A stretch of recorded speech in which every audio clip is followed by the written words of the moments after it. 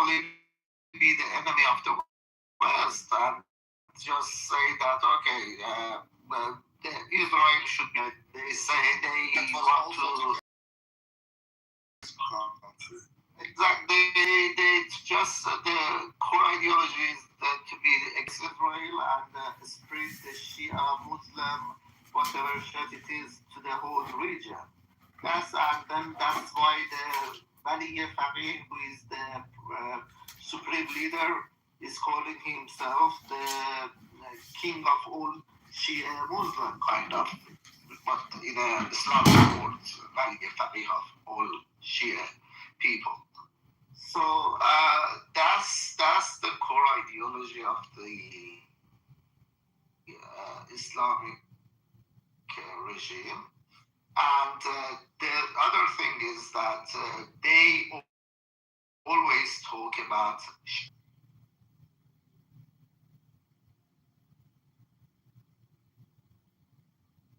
put the Shia nation first, and that's why whatever the income of the country was from selling oil or from whatever it was, the whole budget was going towards the proxies, towards advertising the Islam, towards IRGC, and so on.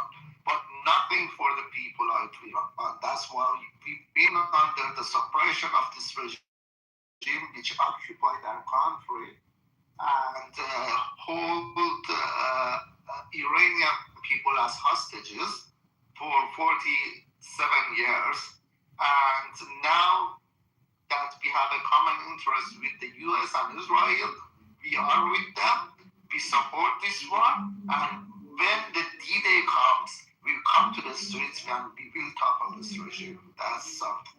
Do you think that as a result of this war, that's likely going to happen? I believe so, yeah. Because to be honest with you, for Israel and US, especially Israel, without that happening,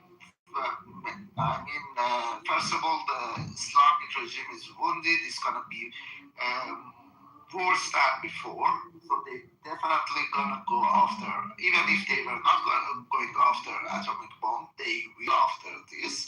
And secondly, they want to finish the job.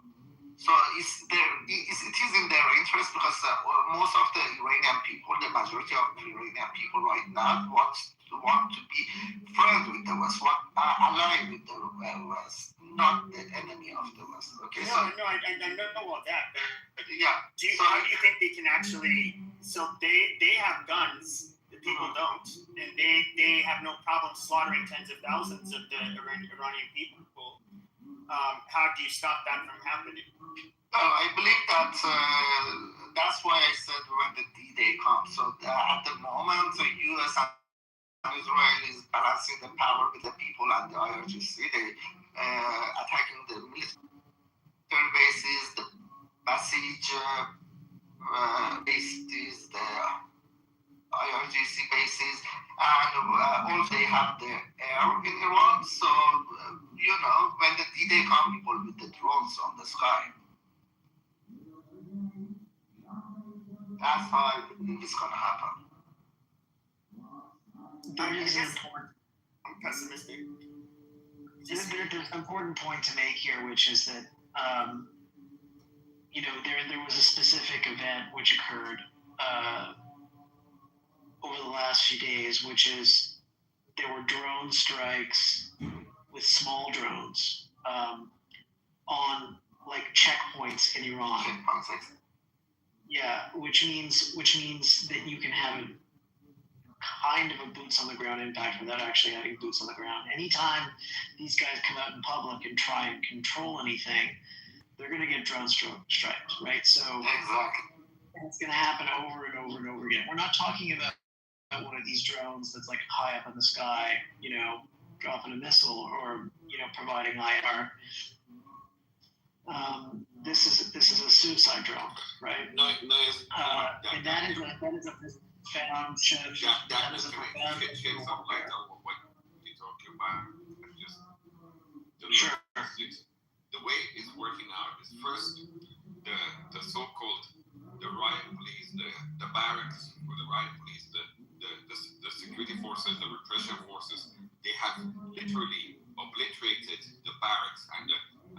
their safe houses. So the whole system, they had to, all these security forces had to take refuge in the streets, literally in the alleys and back alleys of Tehran. Plus, they've started putting checkpoints all across the big cities. Also, are getting on these checkpoints, but there's a limitation. Checkpoints are literally a checkpoint. Like, I don't know where. Yeah, it's like checkpoints. Whether in US you see immigration checkpoints or driving checkpoints, it's literally like calling off. And the US and Israel are just setting the stage for them to do their The only problem with hold on. The question is, are the Iranian people ready to move forward? people are. The short answer is yes. It's a good question, and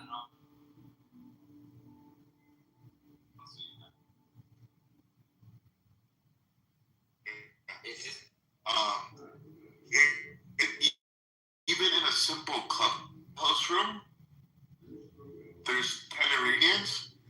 There's 3 Iranians attacking 3 Iranians, and then there's 3 Iranians that are sitting back watching. And then once they're done getting beat up, they sit back and say, I don't support none of them. I think there's and listen, we have that same problem even in Israel with Jews. But I think you guys have it bigger. There's a big divide. I know, and it's good, yeah, you're right. And so it is going to be bigger, but it's a little concerning. And I think the problem is when people are expressing their concern, it's not because they're against the Iranian people, it's because they're for the Iranian people, but they want it so bad that they're frustrated. And they're like Rich, the guy, of course, he's saying pussies and this and that. He's not against the Iranian people, he's for the Iranian people, but he's like, fuck, I want to see it happen now. So he's frustrated, right? So people are taking it the wrong way, and they're like, fuck you, cunt, fuck you. With the long hair, he was against everybody was against him, and there was somebody else. There's just so. But the true question is, if you guys jump away and say, look,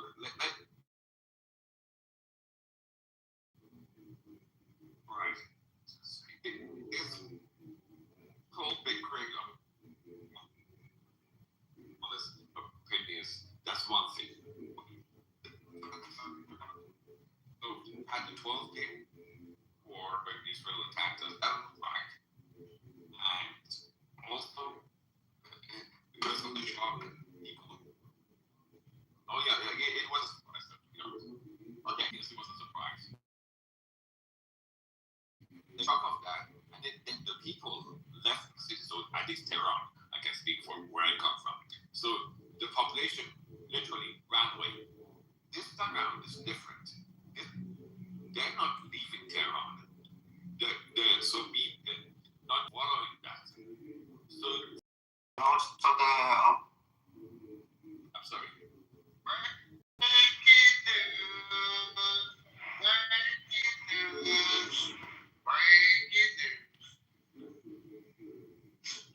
So the Marines that are coming from Japan are known as Jesse's Battalion. Their 1st Battalion, just so you guys know, these individuals are fucking probably one of those aggressive, dominating Marines that the United States Armed Services. Just for their own state. Is an ex-military. I don't know which division. Yeah, so he's an ex-Marine. So Once a Marine, always a Marine guy. Put it this way, so the Marines that are en route, almost a majority of them, I would say at least 80% of them are all combat, have been in combat. So the Marines coming are probably one of the most diabolical Marines that the Iranian military. Why do you think they come in? That's what I wanted to know. Who's that? Which professional? How many of them? 5,000, I think. It seems that the car. Hold on. I'm going to answer real quick. Just so you guys know, ground forces have already been shooting artillery rounds into Iran. The Marine Corps and the Army. If you guys see Rashad talk about artillery, he will go into his tism. But they've been doing this from day one. Ground forces, it's hard to tell, but you never know with Trump. But hey, Alex, go ahead. No, that's no problem. Shooting artillery into Iran from where? Step. Why in Iraq? No, you're saying from Iraq into Iran. Okay. Oh yeah. Maybe they're coming from the land.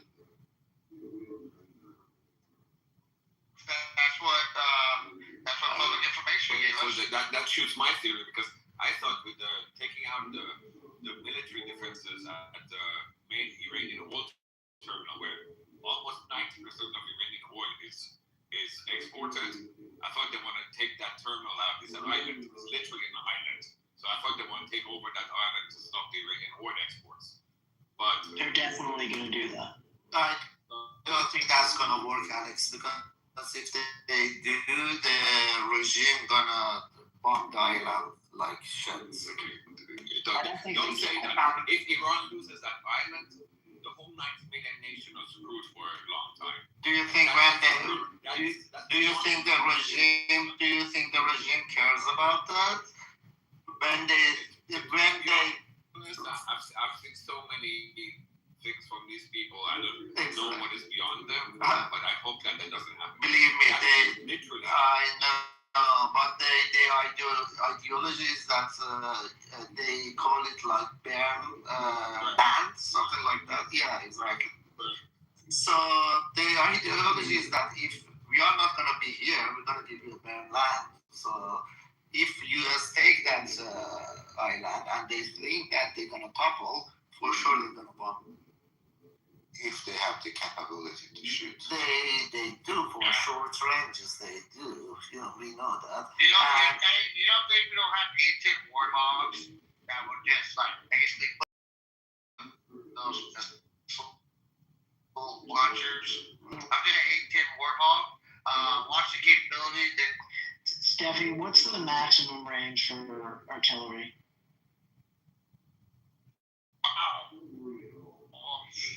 We used to call them in, like if you're dealing with stationary howitzers, I think we should call them in 10 miles. So,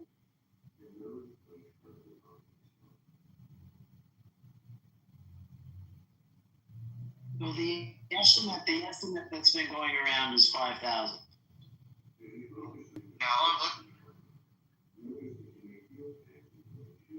Yeah, I think that's. And Daniel, to your point, Iranians are not the Iranian whole defense doctrine and everything. They don't have the only arsenal, the whole arsenal they have is based on missiles and drones only. So the artillery and stuff is all out. It's all about Iranian missiles and drones. And I think the Strait of Hormuz, what is being now kind of being under dispute, that's the one. So Iranians don't have navy anymore, I really don't think they can even mine the strait. No, they can't. The only thing they can do is launch drones. Yeah. The only thing they can do is launch drones. The missiles aren't so great for launching at ships because the ships are moving. But the drones are, right, because you can guide them the whole way. I don't. Because the regime doesn't have satellite targeting, it's not like you can satellite target it to a ship. They do. And so, Steffi, I don't know. I'm not a military person, so I'm putting a question to you. Can't missiles attack ships? Because I thought these missiles can kind of change path according to the ship's path or something. I don't think they have the capability to have. I don't know if Iran has the capability. Let's just assume that Iranian missiles are up to date on every kit. After 13 days, I don't think they have the capability of inventory, sir. Well, after 13 days, so damn straight up for most in trouble. I'm marking this, and that's what you're seeing. I'm telling you, Iranian, the only thing that missiles, but I'm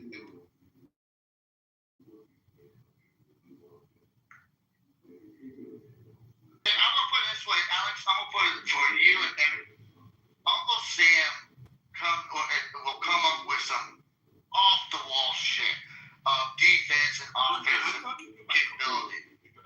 Yes, missiles can hit commercial ships that are moving with radar guidance, infrared heat tracking, GPS, satellite thermal guidance. There's a bunch of different type of ones. And now, we don't know if Iran has these capabilities, but this is the technology that you can hit moving targets with. How do you think that they hit moving targets in the air when they're flying? I mean, it's the same concept, right? So Iran has that kind of capability. I mean, let's just assume it might not be the most cutting edge, but almost every practical capability of Well, the drones don't use satellite targeting. The drones use curvature of the earth. They use maps. As I said,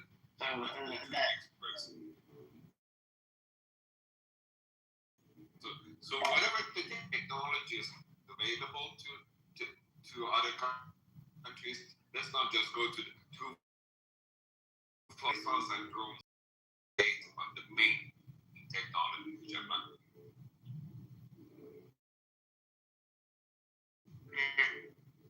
Shooting at unarmed designed for combat zone or combat by most lowest grade missile or even a drone or even a javelin if they're at the right distance. I'm just saying, if you're talking about merchant ship, they're built for residential. That was Just so you know. That's what I think they're.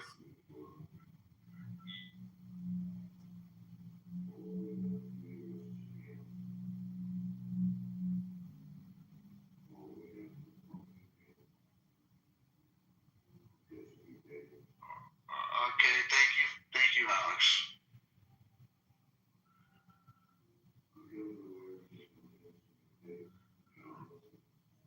Anybody else have questions? I wanted to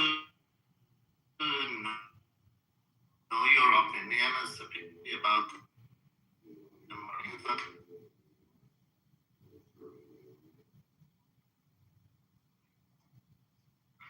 I don't know. I'm not in the military no more, but I mean, look at this. It's a contingency, see what, bring in.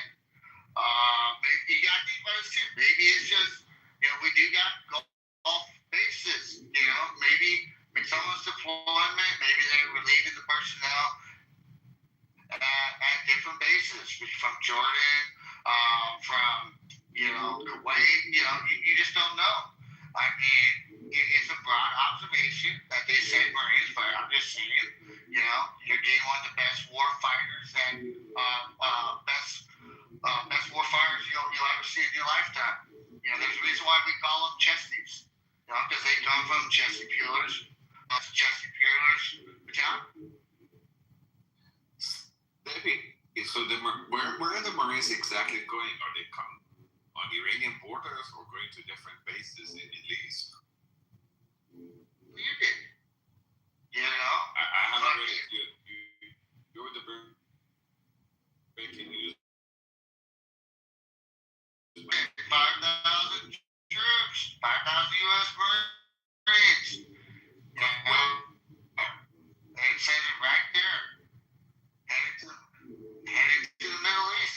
Scroll up. U.S. military sends Marines and more warships to the Middle East. Reports say. I don't know. not thinking that they want to take over with that Carl Island stuff because they want to because they don't want they can't bomb it because it's critical infrastructure for future of Europe. I'm just telling you, if they're coming, from what I read on the report, they're coming from Japan. That's where Jesse's. That's usually the 1 through 8 come from, and those are some of the baddest motherfuckers. So God forbid. Just for your FYI, so the Iraqi border with Europe is a pretty large border. It spans the middle of Iran all the way to the south. So when they come to enter the Gulf or the borders of Iran, where the island is, where the terminal is, all the way up to the Kurdistan region. So it's a pretty large border. So it depends on if they want to go the land border or they want to go all the way down and enter from the sort of the sea border. So it's up to them. So the options are unlimited. The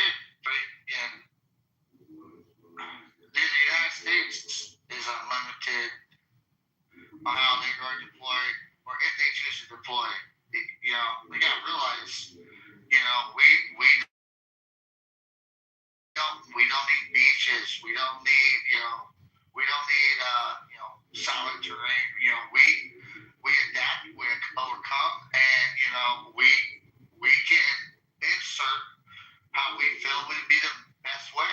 So I can't tell you how they're gonna do it if they're gonna do it. I'm just gonna tell you, freaking, if that decision is to be made, it's gonna be dilated very precisely, and if it happens,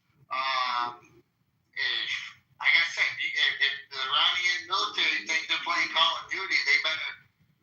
They better learn something real quick. Go watch John Wick movies, for whatever they got to do. But what I really meant is when you pinpointed Iraq as a destination or whatever, Iraq could be sort of like Iranian land borders, it could be Iranian waters. So what?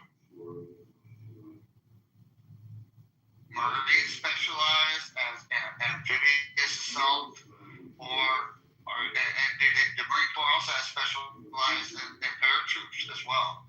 It's not just the Army. Good.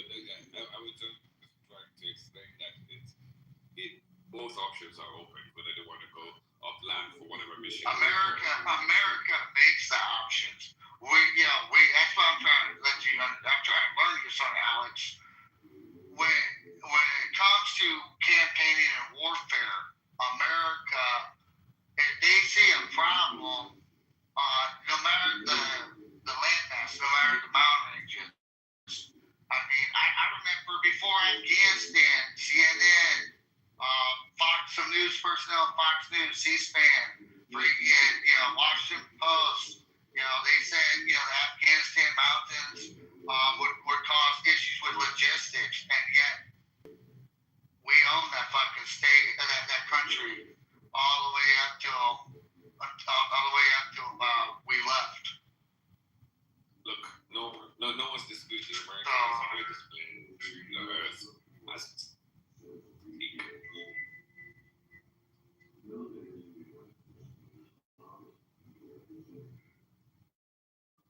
I'm not trying to sound like egotistic. Who has bigger dick in the game? I'm not. I'm just saying, based on what you're asking me. Okay, cool.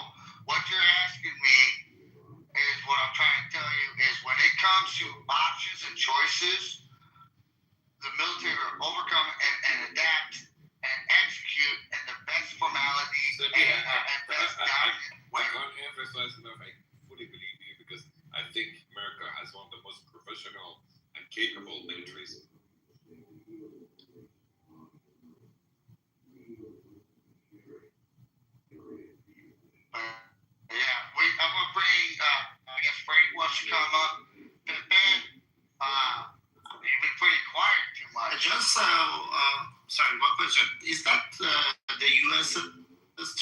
Tripoli that you're talking about?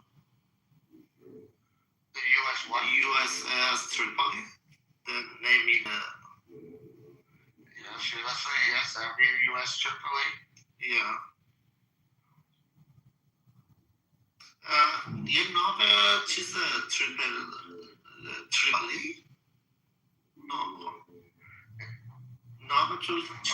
There's a name. Are we talking or what? No.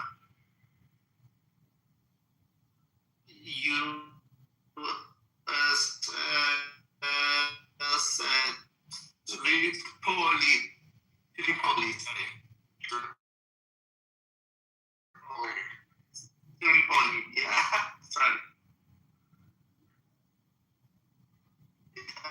Yes. I have this under this phone. Yeah. That.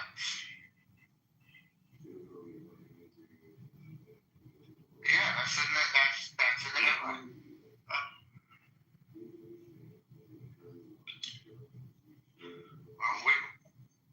We name them what we want to name. But give me some more than that. But you also got from shores of Tripoli. Think about that. There's a battle that we won.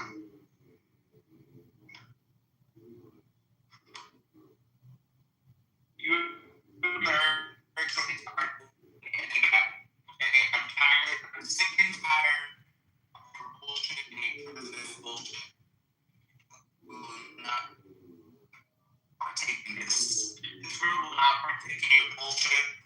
Okay, because they're getting to leave in trouble. Okay.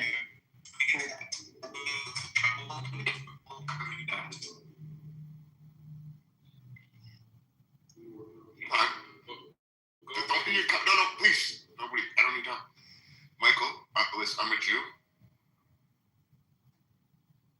Family lives in Israel. You said you're concerned that Tel Aviv's in trouble. Michael? What's coming?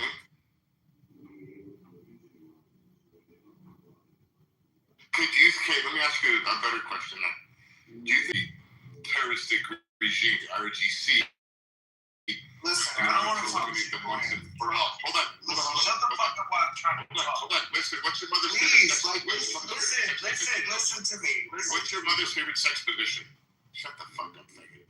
Anyways, go ahead, guys. I thought that guy would be fun, but people Maybe have some patience. I was actually so. What was this? What? Because I never. I believe I've been on this for 5 years. He's not gonna. Oh, he wants to come back up. Alex, you can out. You the Israelis, you little like Israeli or you pieces of shit, parasite infected motherfuckers. One. Okay. And position is what? Shut up. You eat animals. Who is? You drink animal water. You piece Hey, of who's shit. winning the war, Mike? Shut up. Who's winning the war? Who's winning the war, Mike? You eat babies, bitch. Yeah, okay. Who's winning the war? Fuck you. Who's winning the war, dude?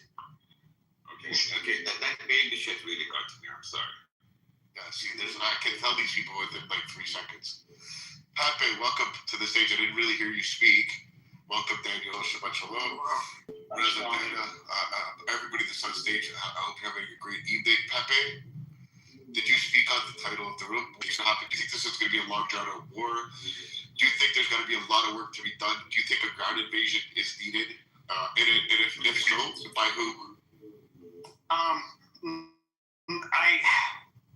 think it could possibly be a headache for a long time, and that will be involved mainly through airstrikes and that kind of stuff. But it's an unpopular war in America. Trump doesn't look good for Trump. Is it because of the midterms? Oh yeah, totally. And I think that he's going to want to try to get, and I think that's even what he's kind of trying to do is find an exit strategy. But I don't think Iran really cares about making peace with the U.S. at this point. So I don't know, and putting American troops on the ground will be incredibly unpopular. I mean, his base, like a good chunk of his base, voting base, myself included, is pretty upset with Trump. This isn't what he ran on, and we think he's just a two-faced piece of shit. And he was either sold, easily influenced. Yeah, but hold on, brother. You don't think there's two ways of looking at this? Like, I support the war because I believe that what Trump's doing today will be a better future for tomorrow, for my children, my great-grandchildren, my grandchildren.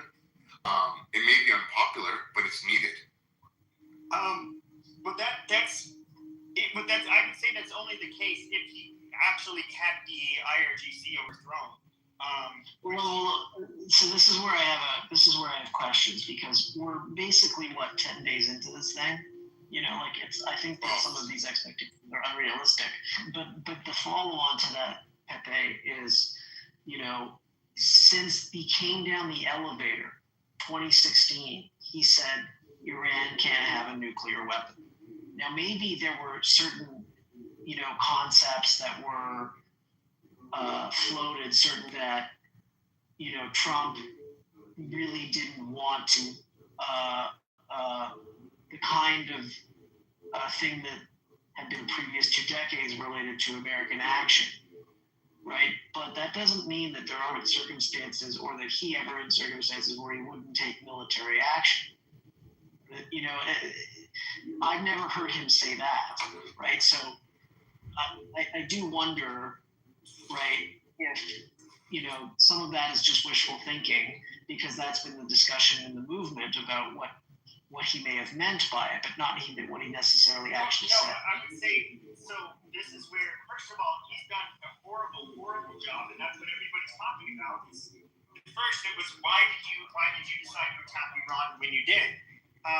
So the first 2 people that on it were, of course, Marco Rubio, which obviously he's going to have the intimate details, and he said, oh, well, they were going to strike first, and that's, well, you don't want, you know, they're going to end up responding by attacking, you know, military assets in the Middle East, and, you know, I guess that kind of, they decided they would join Israel for that reason. Senator Mike Johnson ended up saying the same thing, or Congressman Mike Johnson. Then you had, let's stop. You had the New York Times and the Washington Post, you know, which all basically gave the same timeline. It was like, well, it didn't seem like a lot of people were on board, but it was. Well, let's stop right there and deal with that specific suggestion. So the specific suggestion with what you said is that Israel dragged America into the war, which it's a particular narrative which has been present for quite a while. But the thing is well, hold on. So in every single previous engagement that had to do with it, never participated. They've only acted in a defense capacity, right? So the argument that, you know, the Americans had to go and participate, but I don't know that that's true. You know, that first of all, I can tell you for a fact, definitively, that no matter what, the Israelis were absolutely going to attack the regime, because they understand that the regime was just going to rebuild and rebuild and rebuild, right? This is the way Islamists think, okay? If you haven't removed them from power, right, they are going to continue doing what they've always done, and they are crazy. And if you look at, you know, what I mean by crazy is, you look at Mosul, or you look at the cities in Syria, and what the fights with ISIS were like, everything was destroyed. Everything. There's nothing left, right? And that's not because, you know, people weren't targeting these guys. It's because they force you into a position where you have to destroy all of the stuff that they have. Now, you know, in a country as large as Iran, right? You know, I don't predict that that's what's going to happen, but that is the nature of the way they think, and they will force you to extract a very, very high price. They will maximize casualties in every single way that they can, the only thing that, we might have going for us with regards to that is that it was an extremely corrupt regime, and you corrupt people like their money. And so that has, we have video literally today of what looks like, extremely religious guys from Iran landing in Toronto, which means maybe some of them are fleeing. I'm sure that that's happening. I mean, not in totality, but I think, look, I'm quite skeptical of the claim that the U.S. had to get involved. Yeah, Daniel. And I would like to. One video. It's not like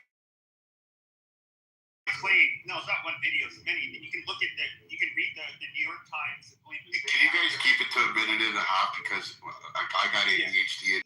Marco Rubio was trying to make President Trump look good by saying, "Oh yeah, Israel he had to decide whether or not he was going to do it because they said they were going to strike first." I think that there was a tremendous amount of pressure that not pressure, but I'd say influence from Netanyahu and others to act along with him. But I wouldn't use the term forced. Okay, so even the Netanyahu. nuclear stuff, though, I don't doubt that they were going to try to build again in the future, but there was zero evidence that they were anywhere close to being able to produce a nuclear weapon anytime soon. Right. That would cause us to have to, This is the same. Yeah, this is one of the other parts of the narrative that I dispute, which is there is this connotation related to what is an imminent threat. If you have a nuclear threshold state and they are religious fanatics, that is an imminent threat. It doesn't matter if they're 3 weeks away. To everyone on Earth. No, to Israel, not to the U.S. No. I'm sorry. I disagree. They get up in the morning, they say death to Israel and death to America. They are serious. You want to wait until it's more imminent? Okay, but that just means you're going to have a way bigger war, a way worse war, where they drop a nuke on an American city. And then, because they would. This is the thing. Like, they are that crazy. We had to wait. Okay, so the implication is how do you know how close they are, actually? Well, that's what so in the Washington Post and New York. I know, for what they want us to know and what they actually they did not.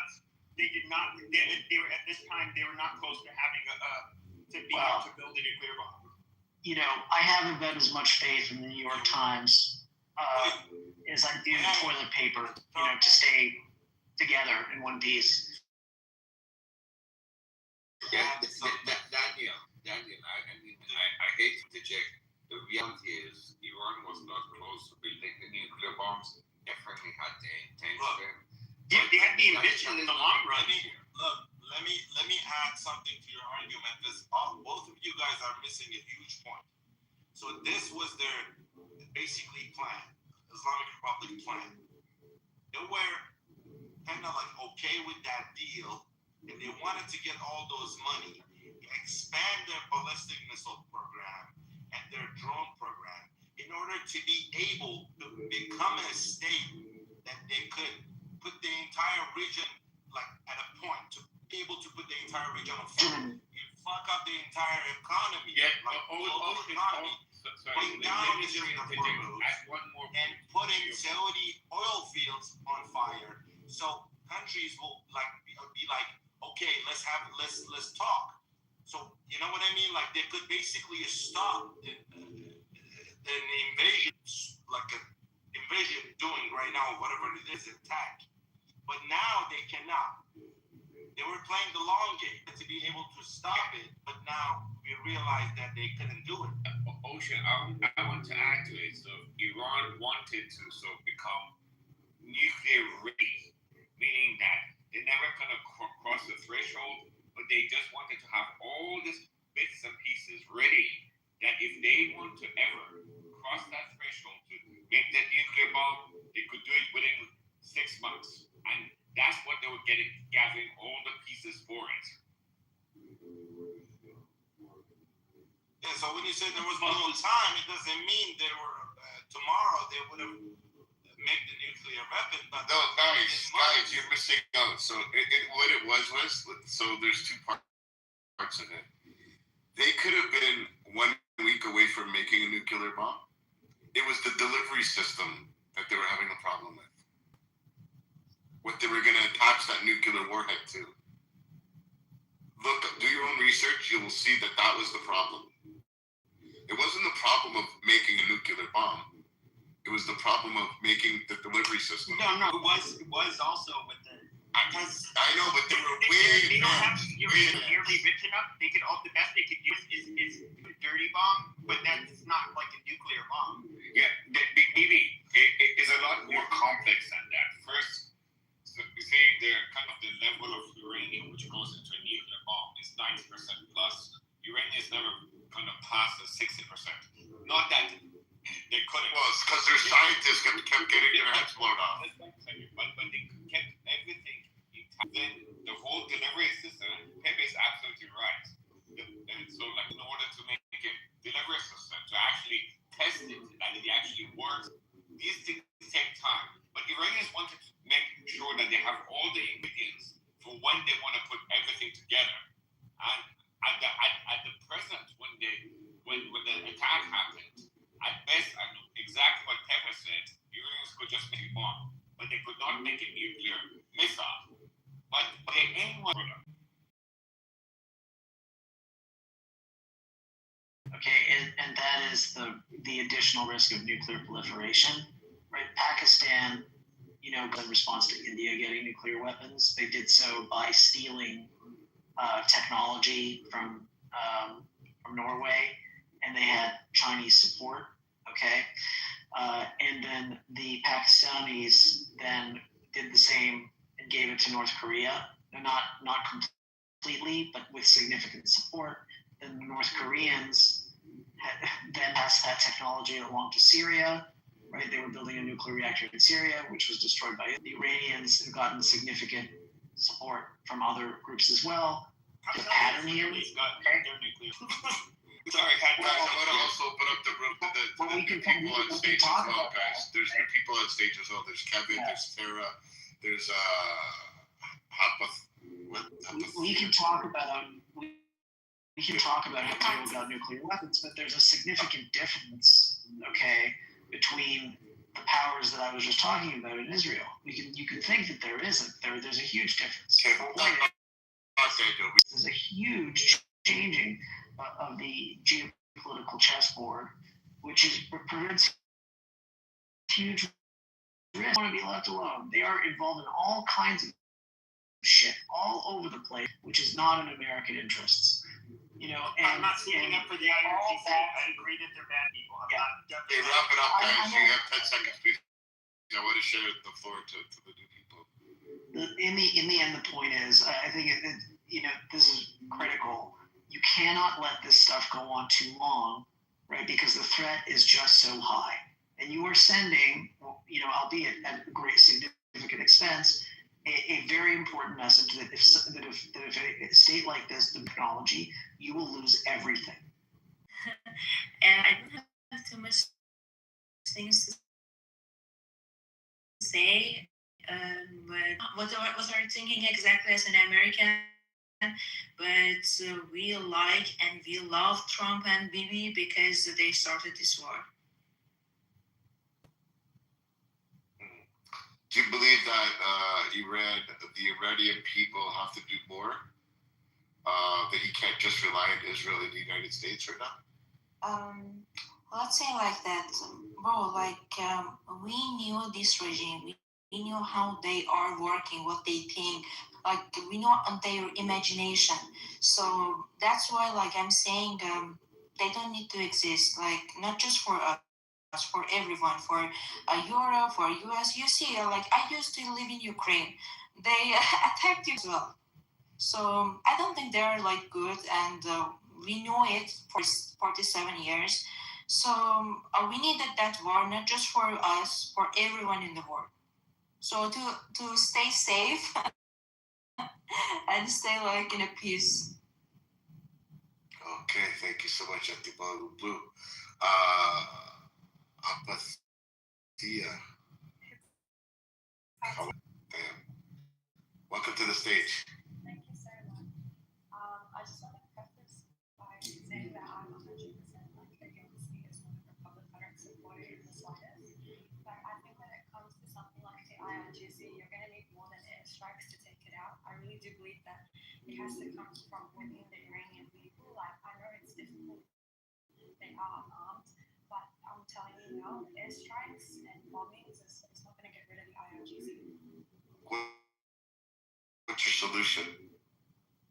There has to be a huge mass uprising from the people within the country. It can only come in within, because when you're talking about the IRGC, you're not talking about Iraq, you're not talking about Afghanistan, you're talking about it's like, how do you explain the IRGC? Like, it's completely separate to the police and the army. Like, they are their own establishment, and their sole purpose is not to protect the supreme leader, like what Saddam Hussein had in Iraq, when his army corps were just protecting him. But the IRGC is protecting the identity of the revolution itself.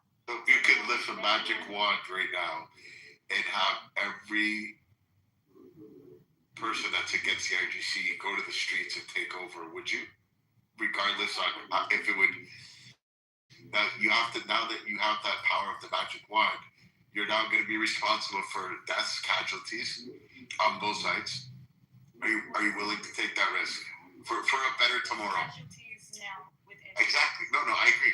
I'm just asking difficult questions. For a better tomorrow, would you make that? Would you lift that wand and say, go to the streets and do what you have to do to take back Iran? Yes, I think within the country is the most. It's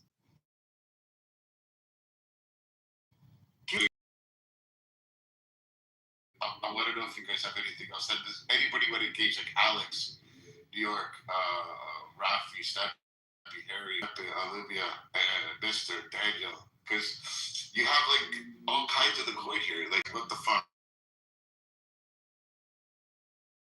Going on, bro. You've been bad. I mean, one of my. Okay, you heard what the young lady said. What's your opinion? I literally did not hear. Okay. What are we excited tonight? Oh my god. Yeah, I could be a bigger dick. Let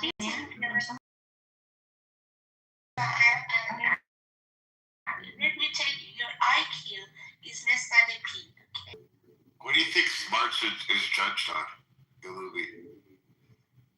The ability to maintain efficient induction and deduction throughout a coherent discord.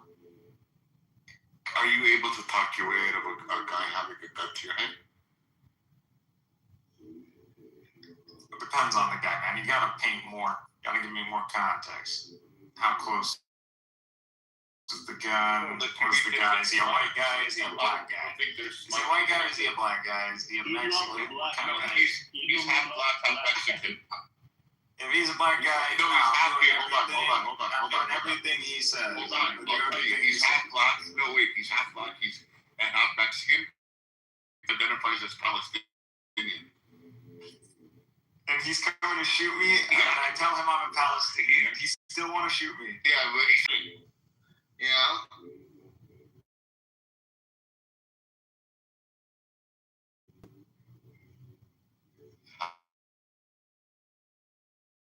I think you've heard that really furthest away you can. Like, he's gonna have to make a decision at that moment. Either he really wants to kill you, or he really wants the money. Which one does he want? I think That's how you do that. He wants the money and he doesn't want to witness. But regardless, I think we've heard some really. That's why you throw it the furthest. You want to throw it, if it's an alley, you want to throw it into the street. He's gonna expose himself. Yeah. But either way, you go down, he doesn't get what he wants. He doesn't take you out, he goes after the money, you're still alive. So I was trying to say we've heard some pretty. So your question you are? You can throw a wallet pretty far, man. You ever thrown a baseball, you can throw a wallet.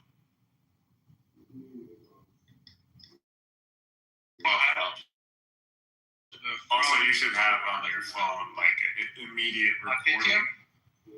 So if you're ever in a situation like you would just tap on.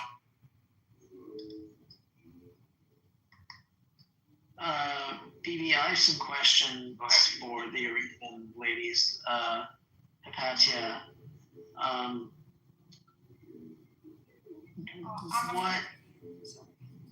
Oh, sorry. I think Where are you from? But Sure. I live in Australia.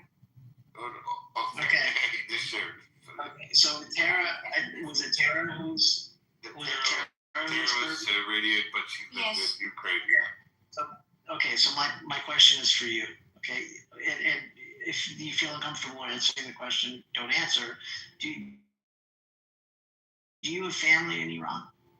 Yeah, my mom is in Tehran.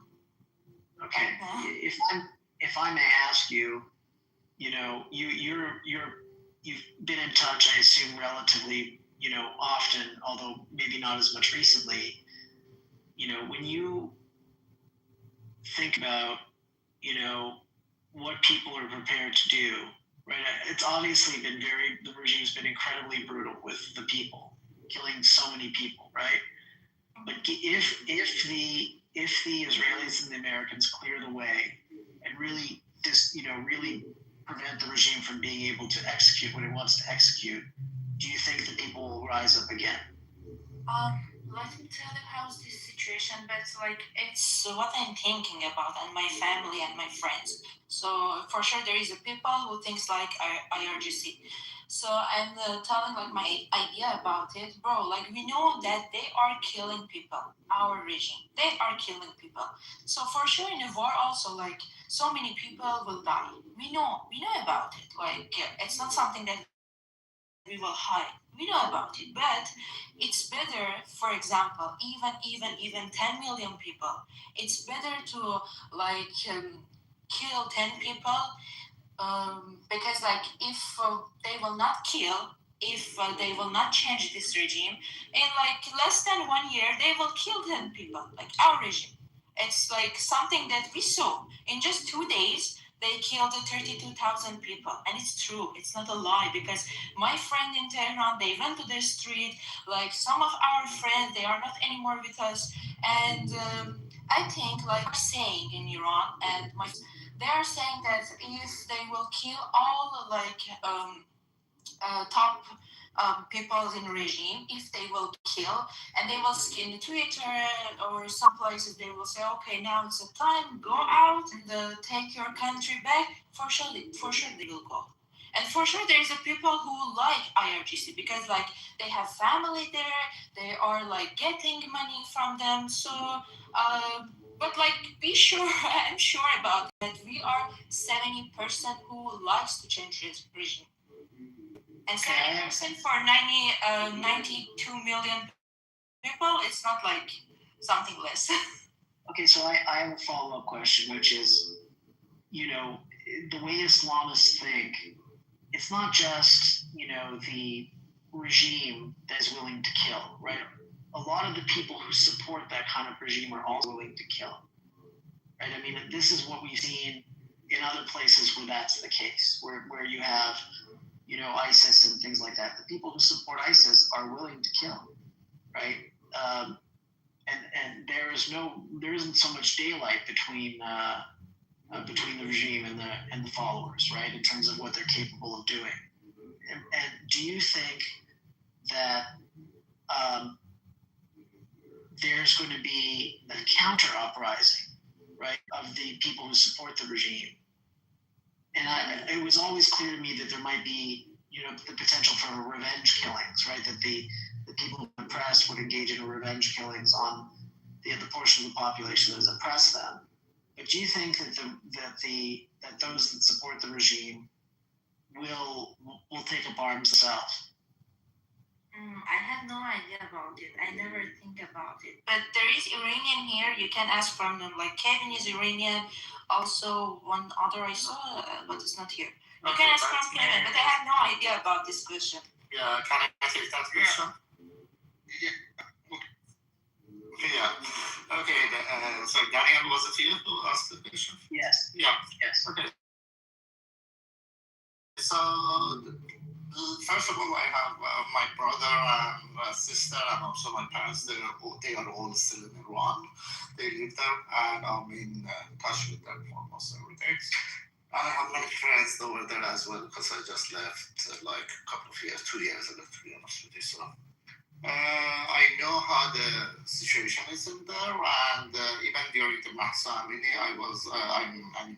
my wife and I, both of us were in the streets at that time, so we are aware of the situation and how brutal the IRGC and the regime is with the protesters. Okay, but the thing is that it's a fact that they are a minority with guns, so that's why they are ruling. They have the power, they have the they have the missiles, they have the guns, and that's the only reason that they were ruling. But if this power get balanced, which is I believe right now, then people can come to the streets and also take over that. After they take them down, actually, the thing is that. Most of them, the supporter of the regimes, they are being brainwashed by the Iranian television, Iranian state TV. Okay, and they don't either have access to they either don't have access to the free internet and free world, free media, or they just believe whatever is in there. And once they find out about the reality and the things that the regime did during these 48 years, I'm sure there is going to be a huge drop from their supporter as well. So that's the thing. But to answer your question, if there is gonna be uprising after that, I don't think so. But we need to take out the IRGC. If you take out the IRGC, then I don't think there will be uprising because majority of people are supporting the regime change. Now, let me tell you one thing, Daniel. I'm also Iranian. Because I've been around these people.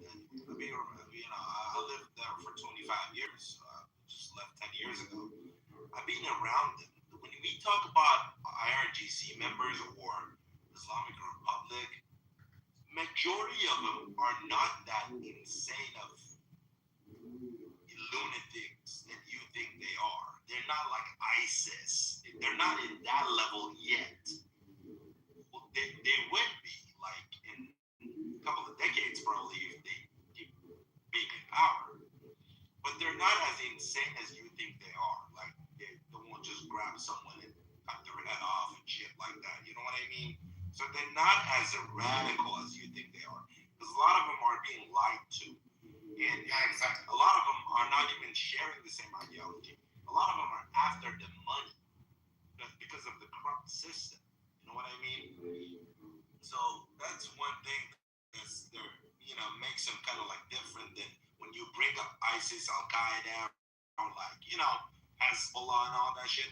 And also a lot of the shit they do inside Iran, they bring all them Houthis and Hashishabi and whatever groups that they have to do those things to the Iranians when there is protests. Like, I don't know if you get what I'm saying, but I understand what you're saying. I just, I think Daniel, It's just that, no, wait a minute, Ocean. I kind of not agree with you, Ocean, because since the Islamic revolution happened, Khomeini and Khalkhali, they killed thousands of people. They were the most intelligent people in Iran in that time.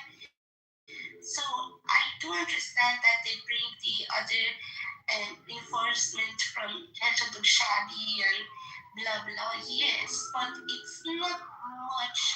Maybe 60,000 and maybe 1 million Afghanistani people. Yes, okay, say 2 million. Okay, but we are 19 million people. Just I wanna say all of these IRGC and their supporters are evil, and they are capable of killing other peoples because their ideology is very dangerous. Sherry, sorry, just to say that I'm kind of agreeing with Ocean here. I believe that most of how could you close your eyes? No, I'm not closing your my eyes. I'm not saying no. Let me Because I am not finish. doing well. Hey guys, don't speak when I'm talking. I'm gonna shed light. Okay, 10 million of Iranians went his funeral. You cannot deny. You're missing. You're missing the point. No one is denying that though. No one is Okay, then denying that. don't tell me. But it's like, Don't tell me when hold on. Khomeini. Don't tell me. Wait a minute. Don't tell me when Khomeini took over, when they slaughtered the best people in Iran. Don't tell me they were Shabi or they were Afghani. They were Iranians. Yes, but here's the thing, you're being emotional because you have a country of I'm 10 not million. emotional. Let me Let me say what I have to say. It's disgusting because I'm a Okay, woman. let me say what I To have to think say. that I'm a Oh populist. my God. No, You are being emotional for the fact that you're not letting me to no, land you this don't. point. You wanna. Oh my You God. You keep wanna saying cover no. the truth. You There wanna is cover a the country. truth that Oh my God. we have You a see, barbarians between us You're We not have being a a rational barbarian person right now. who are Shia Muslim. Okay, We you're have not a being a rational barbarian person between right us. now. You Okay? landed your point. You landed your point. Let me say something. You're talking about country of 90 million people. That stupid ass regime, which is 9 million people. By your ideology. But, no, I did not touch you at all. I did not touch you at all. Somebody else did. Okay, can you let me say what I have to say? So by the way you're looking at it, you want to kill every 9 million of them. Even in eyes of law, when 3 people go to commit a crime, go to rob a store, one of them is a driver. One of them, you know what I mean? My point was, not all of them as violent as you think they are. They're not as violent as you think they are. They are. A lot of them are brainwashed. A lot of them are piece of shit fucking. They are. Wait, are you trying to say that? So to the woman, are you trying to say that like we look at a lot of their like really hardline Islamists? Whoever supported even mullahs. Hold on. They are Saying. We So, when it comes to the most hardline Islamists, generally they've been considered what, like the Salafi or Sufis, the Wahhabis, basically the fucking Sunnis. Like that's always been a huge distinction between the Persians in general and the Arab population. Well, for example, I can tell a Persian, "Oh, you have a lovely daughter." I would never say that to a fucking Arab. It's just very. No daughter for you. Huh? No daughters for you. Yeah. But it's just like, I don't know. If we look at the radical. Why would you're pushing most of the business with It's Sunni Islamists that are basically the ones that do shit like ISIS. We can look at Al Qaeda. We can look at in the Philippines. We can look at both. That's what I'm saying. Yeah. That's exactly Pepe what I'm saying. I'm not saying they're not that people. They're horrible and their ideology is horrible. But it's not as radical as we think they are. They show it that way. That's the way they show it. Yeah. Because Iranians are not violent people. Like Iranians in general are not that violent that you think they are. They can be.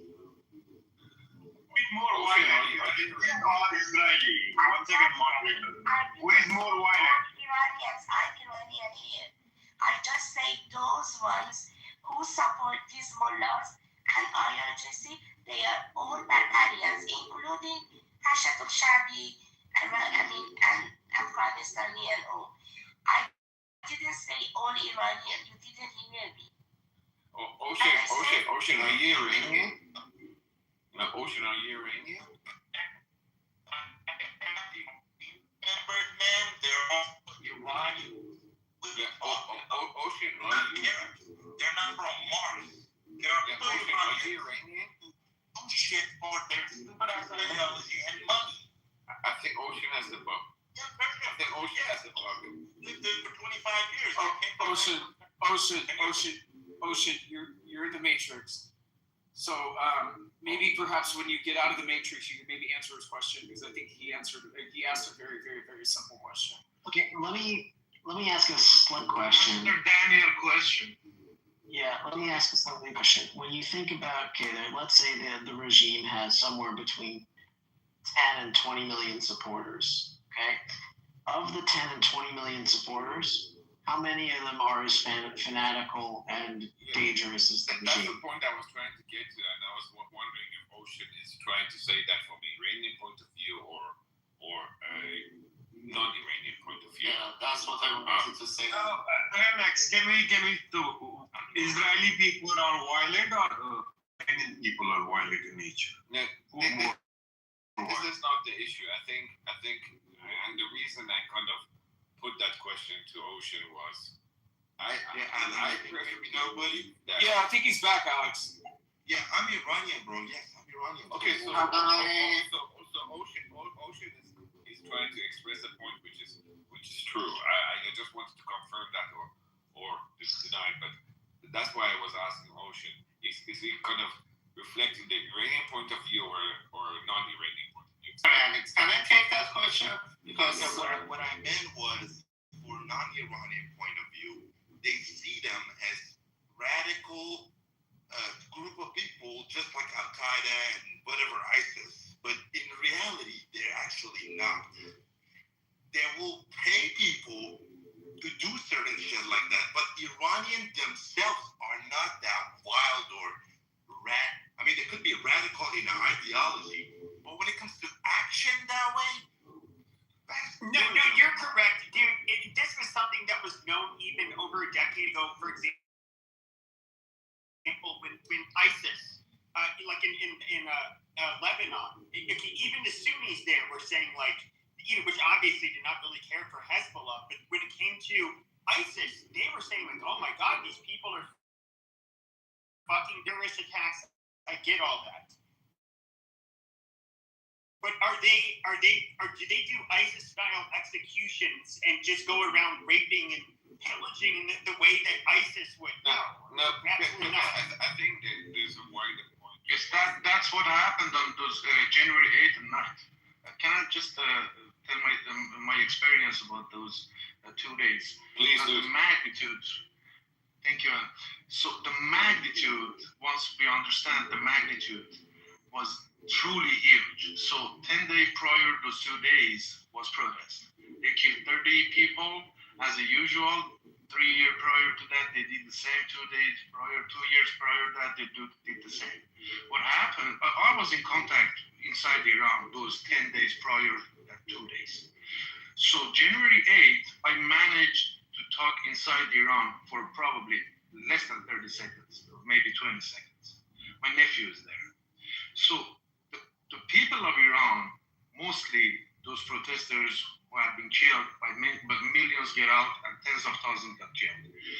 Mentally, they reach the point to sacrifice their life. That is what truly happens. I know it's little understand for us, even me. I lived 30 years in Iran and 20 years abroad. But that was exactly what happens. So when they shut down the internet and the blackout in every way, those 2 days, please keep in mind, first day, January 8th, they killed tens of thousands across the whole country.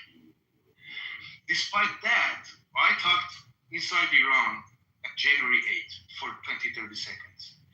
People were willing to go out at the same spot that they witnessed at least 50 people killed. I'm talking about that specific spot that my nephew went. They went back to the same exact spot that they were yesterday. That is proving that how mentally are they, you know? What I'm saying is that once we understand the magnitude, we can believe, yes, they will rise up again, because they are looking. Let's say I am in a town, I am watching one street far from me, and I know where these guys are, where the motorcycles came out, and I see Israel is targeting or US is targeting them, and I'm getting more ready and more ready. Trust me, that the bloodshed on those 2 days was, the magnitude was, I even sometimes compare it to Holocaust. Trust me, because 20,000, let's say, on each day. If they would continue for 10 days, it would be like 200,000 people every day. The bloodshed that they witnessed was too much. Thank you. Okay, sorry. Can I just Can I just interfere for a second? I want to think so. I just want to make a point. Just let me just set this room, because I seem to also agree with Ocean. I just want to put this kind of to the room. Iranians are known of committing atrocities and evil atrocities. That is very true, and we have witnessed that as Kevin was explaining to us that yes, Iranian nation and the people of Iran are able to commit these atrocities. And I don't believe it was all done by the foreigners. The majority was done by the Iranians. It's just the motives which seems to be the question in this room. And I just want to clarify the motives. Iranian motives are not religious or ideological.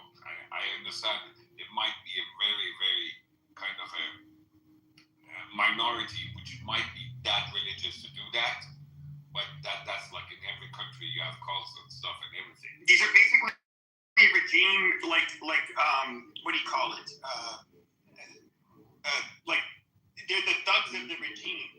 They like, and Iranians, unfortunately, one of the Achilles heel or the flaws of the Iranian culture is the self-centeredness, and for that same reason, for our own benefit, we are willing to commit so much crimes, and that's what we are witnessing. On the same token, I'm not condoning that. That's one of the reasons I don't have any problems. If the regime changes tomorrow, the same people which committed those heinous crimes, they're not going to run on an ideological adventure to try to fight back. They're just going to change loyalties. They're going to switch sides, basically. They're going to switch sides. Yeah, but let me actually give you a real because I lived in Iran for 40 years, and also during the Nafsa movement, I was in the streets and I actually talked to the guys as well. So the thing is that when you're talking about the core ideologic moron that are within IRGC and they would do whatever, for example, ISIS do or whatever, you have those images. I'm not saying there are none. Obviously there are, because the people who opened fire on our people in a couple of months, they didn't come from Mars. They were Iranian as well. Between them, they opened widely fire to the Iranian protesters, so they killed them. So obviously there is among them those people, but I believe that there might be like 1% or 2% of the IRGC itself are categorized in that group. They are very, very minority. Yeah, but the more they stay in power, the more they become like something like ISIS. Because you become what you do. The more they kill, they become more violent. But those people, those are the ones that has to do one thing to use an ideology to justify yourself, and that's the way the Iranians use it. So they commit crimes for their own benefit, and they justify it under the. That there is also brainwashed people between them. You guys also have to accept that Alex is being vulnerable and very forthcoming and telling the truth, which I respect a lot. No, honestly, Yeah, but A lot of people lie because they're afraid to say certain things, but Alex is being honest. Yeah, the brainwash is something which continues. Yeah. But Yeah, Iranians are unfortunately we always like to justify our own actions by some means. So the way we do it, if we have the benefit of doing that crime, we do the crime and then we justify it with reasons for that crime.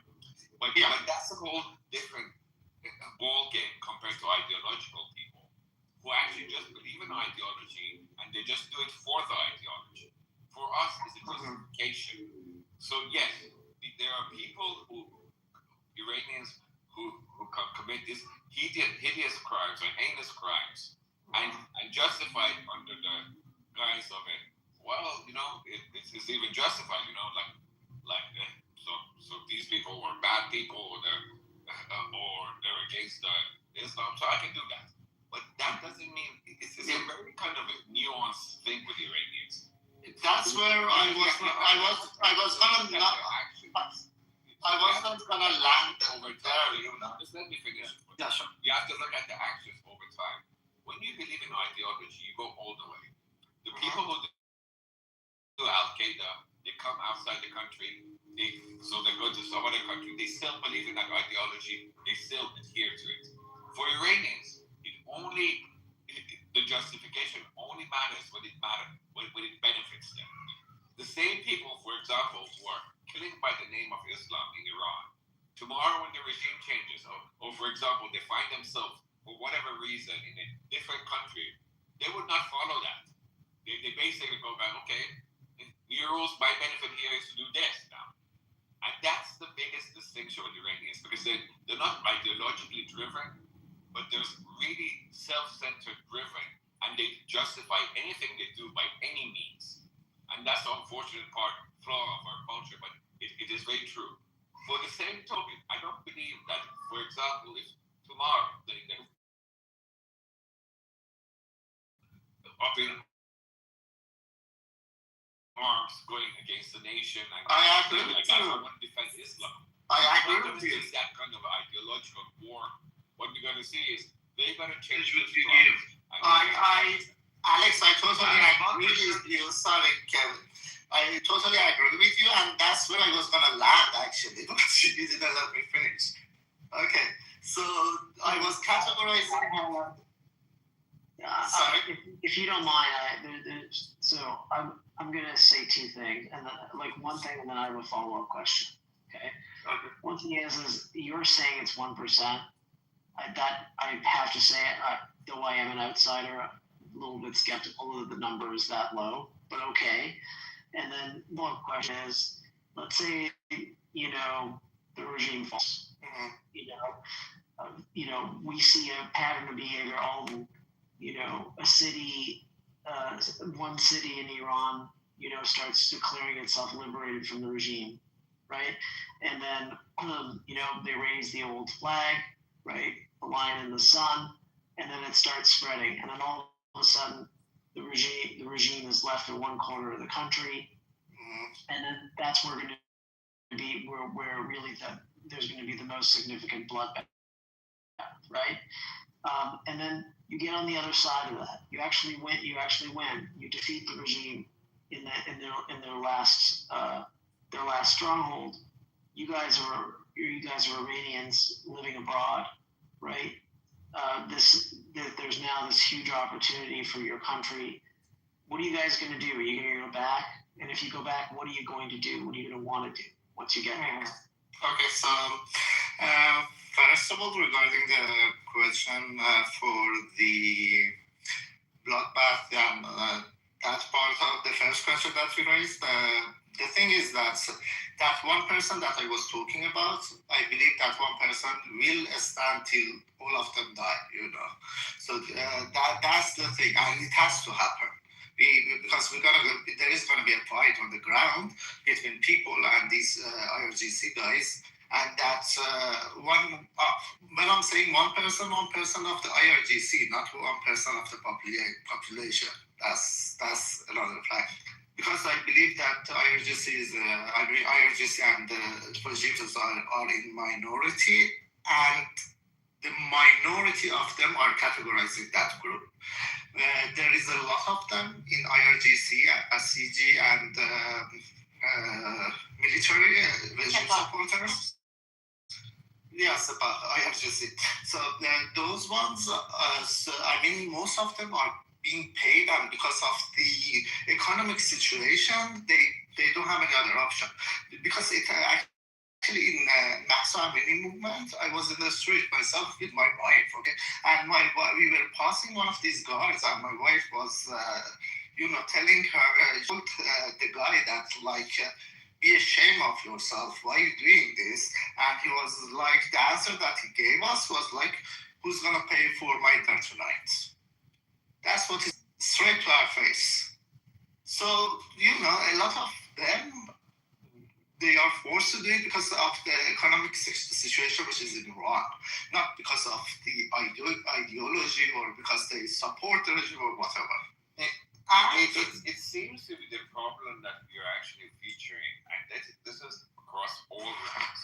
I mean, even the high-ranking government people at this point of time, when you have a government which is kind of by all means paralyzed, they would have just given up government. They have enough money and stuff. But it seems that this is a kind of a trait of ours. We're not giving up anything until the last moment. So you have the multimillionaires and billionaires who are not giving up their power because they think that they still have a chance of retaining that, because I know they cannot have the same advantage and the power that they had before. We also have the lower ranking people who are using the same logic until they're not giving up until as they say, the fat lady sings. They're not giving power until they're sure the game is over for them. Exactly. That's an unfortunate thing. Yeah, that's true. Exactly. That's true. And I believe the majority of them are categorized in that group, that they will give up when they feel that the game is gonna change. So that's the majority of them. And also there are some people mostly in our parents' generation. They are, kind of religious, like they are Muslims. They practice the religious. And because of the religious, they support the regime, but they are not pro-regime supporters. They are the harmless one. Yeah, exactly. Exactly. That make you. No. They are the harmless one. Exactly. Because they go with the flow. You have to realize that the previous generation is more religious than the new generation. Of course. This is a common trait across the globe. Yeah. Right? That your parents are more religious than you. Your grandparents are more religious than your parents. Exactly. That's my point. That's why I believe that after the regime topples, what you think that there will be something like ISIS group in Iran, that's not going to happen. Because I think if you look at, for example, whether the ideology is how much of it is influenced by the religion, how much of political, but it's a radical ideology. Iranians are kind of not ideological. Wait, were you saying something, Pepe? We couldn't hear you. Yeah, well, okay, so we can look at the Nazis, we can look at the Soviet Union, when Stalin was in power and all this, when Uncle Joe was doing all of his purges. I mean, these were not religious people, and they were very ideological, and they were very willing to put people down. So, I mean, I guess when I just think I understand, yes, they're Islamists, the IRGC, but I do think that when it comes to Persians in general, you're talking, and even Shia Islam, to be honest, it's like a whole different animal compared to what you see with the Sunnis. And I think this is something kind of specific to the IRGC, and it's not just religious. Maybe I'm wrong. You guys didn't answer my question. I asked you, after the regime falls, right? You guys are Iranians, you're living abroad. What are you going to do? Are you going to go back? And if you are going to go back, what are you going to do when you get there? Me personally, yes, I will go back. And I spoke yesterday with my uncle in Sydney. He also said like we will be back because if our country will be great, why we need to stay abroad? Why? There isn't any like reason for that because we have our country, we have our family. Why we have to live abroad? There isn't any like point for that. Yeah, also I totally agree because I think you missed a little bit of what he was saying. He wasn't necessarily meaning, I don't think, once the war's already done, but like, are the majority of you guys willing to go back and like shed your own blood? no, it wasn't what he was asking. Sorry. No. I think Taurus answered the right question. No, but I'm guessing they won't. They'll just wait till everything's done and they'll be like, I think that's actually a good question, though. I'd love to know the answer to that. Okay, first let me answer Daniel as well. Daniel, actually the thing is that I was in Iran and I was working in the tech department as well. But the thing is that the part that whenever I was going to work and I was thinking that what I'm participating to the company that I was working for is kind of helping the regime. So that part was just biting me. I mean, how do I say it? I've got to a point that my nerve system broke down, okay, and it was beating me up every day. So that's the main reason that I left. Otherwise, I love my country, and if I see a government there who works for its own people, if there is a free Iran, of course I go back to my country and I participate to my homeland. And then the second question. Okay, the second question is that, dude, is there a way to go there now? Yeah, if we can get you guys in there and they start turning the tables and the Iranians start GC, we can get you into Iraq and then you guys can get in cars and stuff or pickups, whatever, and y'all can go over there and go free your country and help fight. Are you willing to do that or not? I am, if they provide the training and a missile, gun for me. God, are you seriously back on that shit? No, not okay, just give me a gun and just give me a gun and send me in. 100 million rounds of ammunition. Give me a gun and send me in, I'll go. Jesus Christ. What, you want me to go with the bare hands? You guys want to be put through like fucking bud school just to be like, once they get me trained up, then I'll go. No, I was in the street 2 years ago in the Maxamini movement with my bare hands against guard arm to That's what we want to hear. Okay. I was there with my wife and we've got beaten up. We've got shot at and I saw people that was shot in front of me and they lost the eyes, they were killed and so on. We already done that, man. So you had a good response, and I respect you for that. Because 99% of all the other Iranians that we've spoken to go, but we don't have weapons and Can I answer? You think Epstein guy? We found the one not pussy. We're gonna bring you freedom. Epstein guy is gonna bring you freedom. Those perverts, they're gonna bring you freedom, Dana. Yes. They'll bring. Says what? Doctor? Those perverts, Epstein guy is gonna bring freedom to you. Who's gonna bring freedom to us? Doctor, I said cocksucker says what? Why is it? He's saying that pedophile Jews are gonna give you your freedom. I never mentioned the Jews. I never mentioned the word Jews, okay? Saying you little anti-Semitic. Don't put words in my mouth, okay, liar, okay? Yeah, doctor. So whatever help we are receiving from U.S. and Israel, we are deeply appreciating. and we are not asking live boots on the ground. I hope when you visit Gaza next time that all the buildings are actually destroyed, you don't get thrown off. I hope Iran also will send you the stuff that you deserve. Yeah, it's amazing. Points that besiegers are And you blowing deserve. up. And Russia will give them Lots of free oil. Did you see the checkpoints that blows up the sieges, Doctor? Did you see that? No, Yes, he's like yes, that kind of Indians who was crying for Khamenei.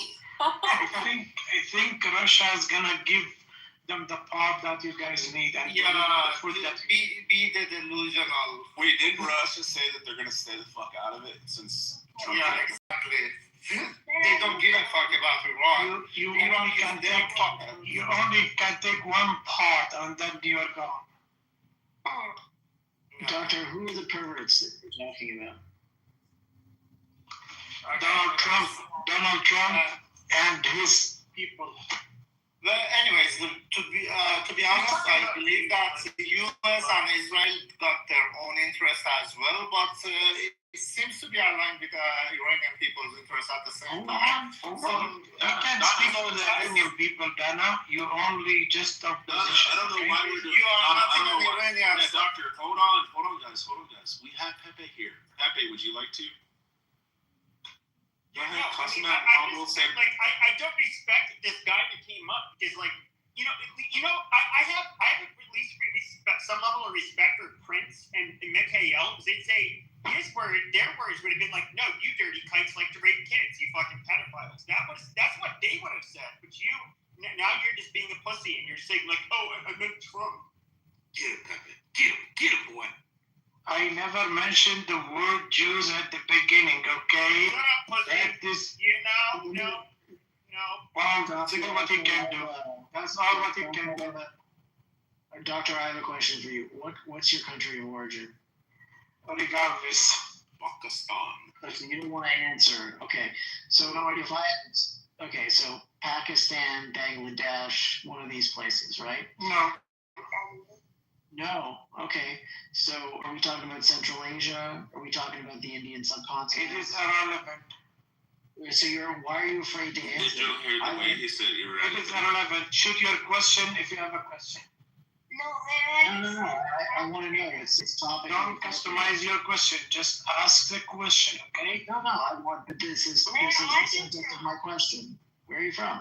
Are you afraid? Why are you I afraid am of from us? planet Earth. Can we get back to the Pepe screaming and cussing him out and berating He's from everybody? planet of I IRGC. just want to say you're here and you're saying all this stuff and you're think the Russians are going to come to the rescue of the IRGC. You have not been following what's been going on. I don't know if you noticed, but the Russians are kind of busy right now. Maybe you missed that. I hope the Russian or the North Korean is gonna help. Sure. Yeah. Okay. So you sound, Doctor, you sound like you're from East Asia. That's where your accent sounds like. And I can even tell you.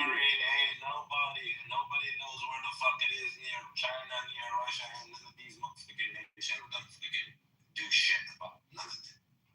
Do you think you are the strongest since you have F-35 and all those super tankers? Are you going to tell me to respect? Nobody can stand up to you. My friend is from Yemen.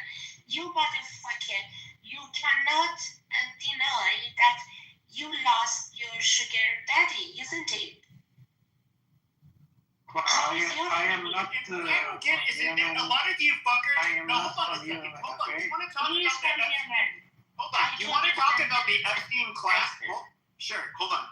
You want to talk about Epstein? Yeah. Okay. Yeah. He was a gross person.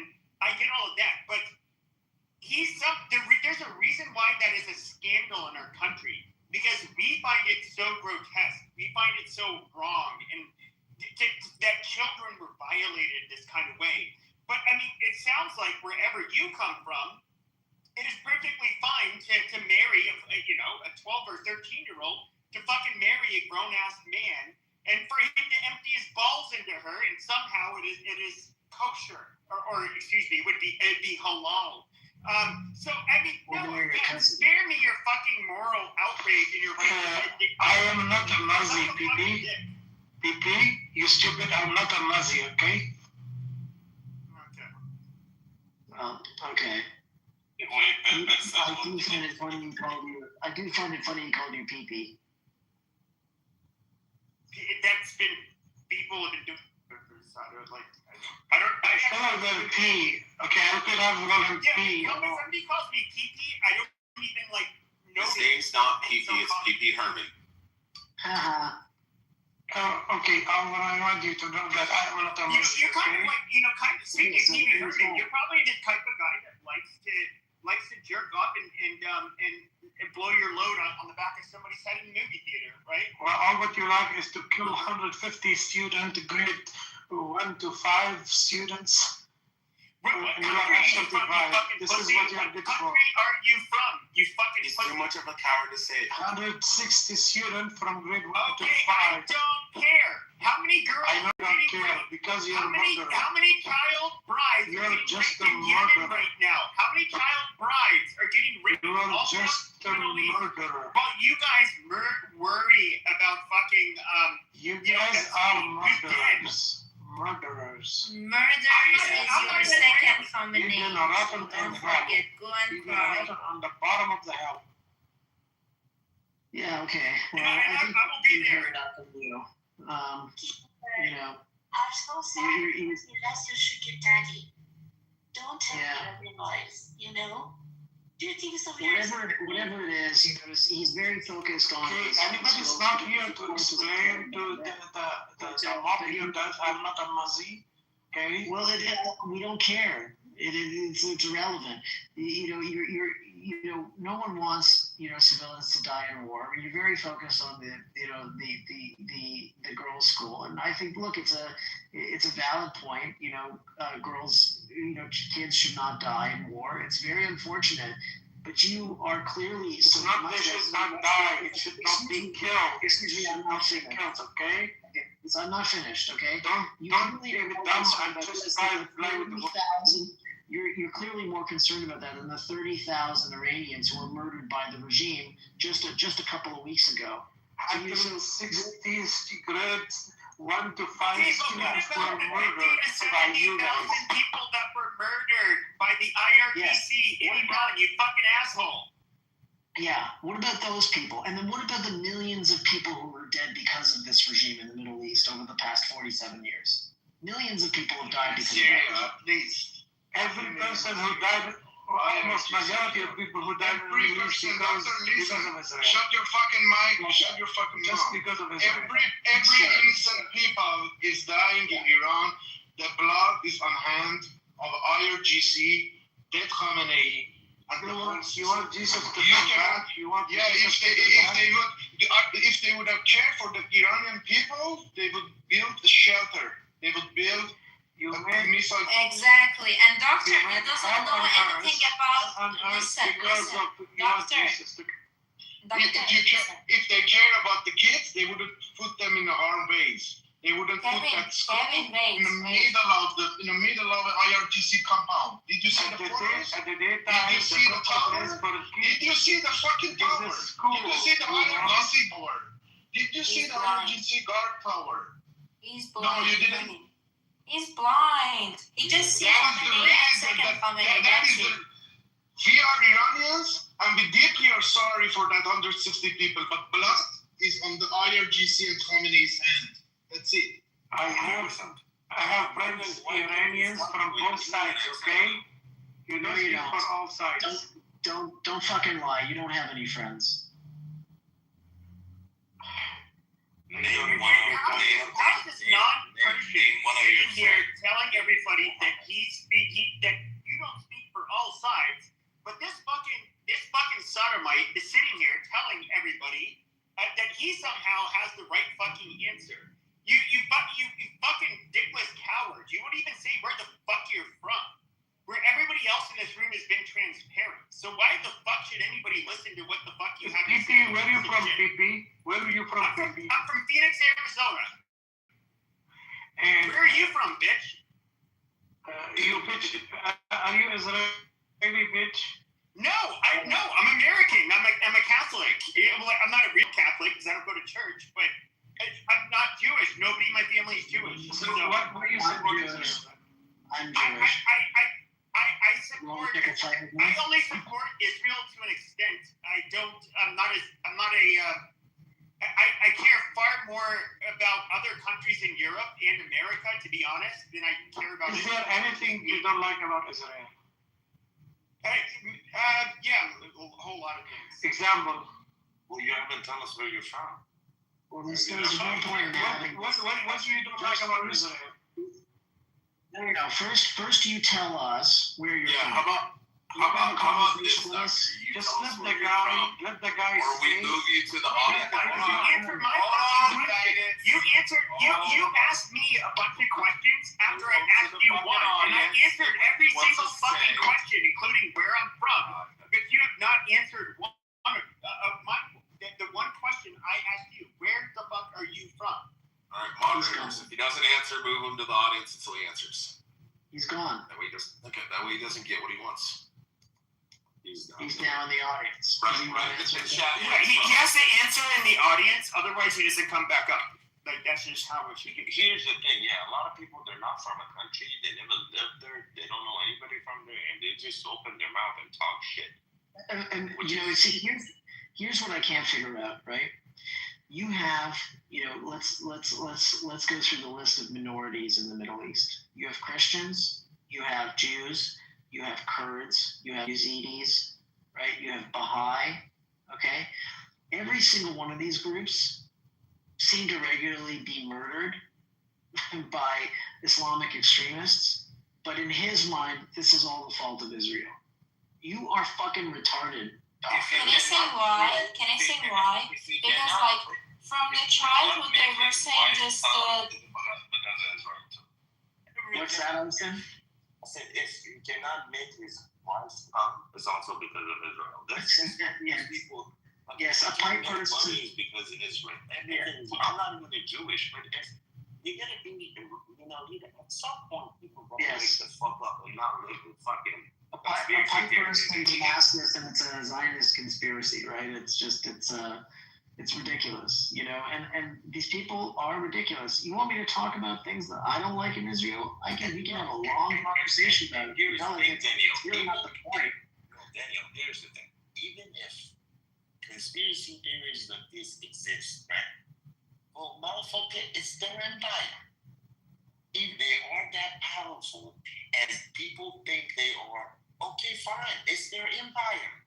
Like, I think a lot of people they lack the maturity. Like I look at when I say Israel, for example, was trying to goad Trump into attacking Iran. If I was trying to be very specific, I would say Netanyahu.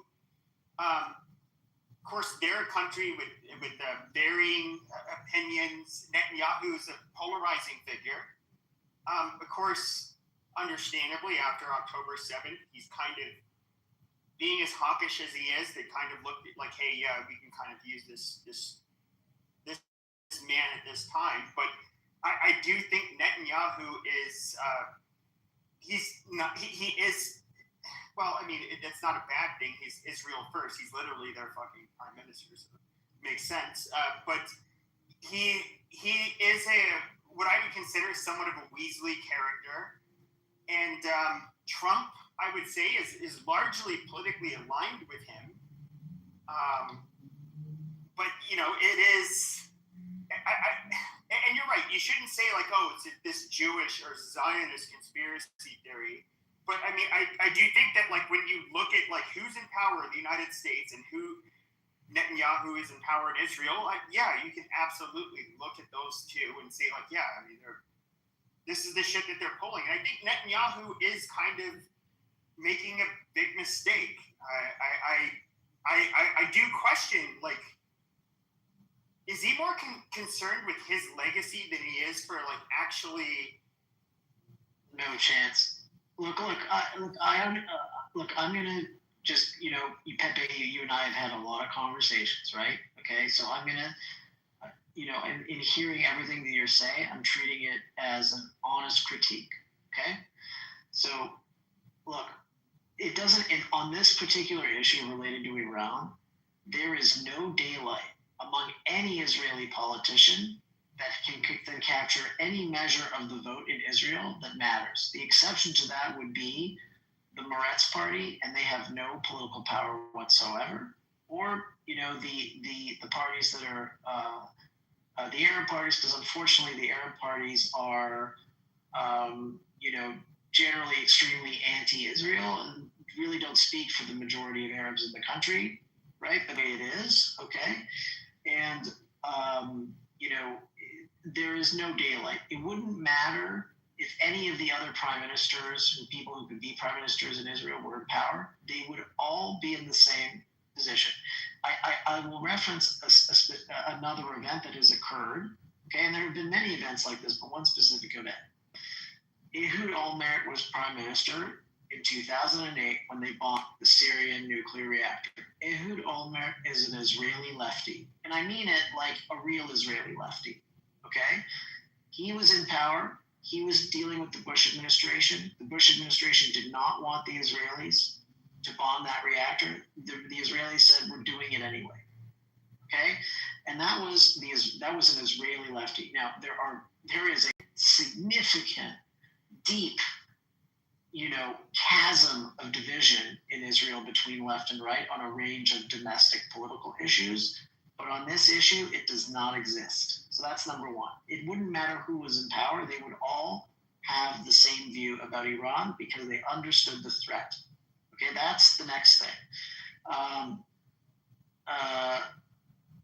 Okay, so this is a funny comment. So you believe you are the chosen, but the rocket hit your synagogue and bunker and eliminated everyone there while God was watching. I mean, I don't know what synagogue he's talking about, but he doesn't understand what being the chosen people means. So I'm going to take this opportunity to explain it because he's retarded.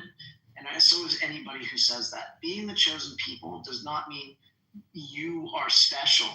It means chosen for responsibility and obligation and duty. That is what it means. The religious notion, right, of being chosen is about doing what God has asked you to do, to be a good Jewish person, to follow the Torah. That's what. Even Catholics, we have the same. Like, I won't get into it, but there's the Second Vatican. Most priests and Catholics don't probably even really believe, but we kind of the same. Almost all Christians, up until like a very small percentage of Anglicans in the 1800s, and then evangelicals in the United States, and starting in the 1900s, we also thought we had that covenant, the new covenant with God, and that basically our chosenness was because of that new covenant. So I get what you're saying. Like, there is we have religious belief that doesn't, but even Christians believe all of us were dated. We're not supposed to. Sure. And there's nothing wrong with that. Like, it's not intended. We'll say, okay, generally speaking, most religions, centralize their followers in the religion, right? I mean, that is a normal thing in a faith, right? That,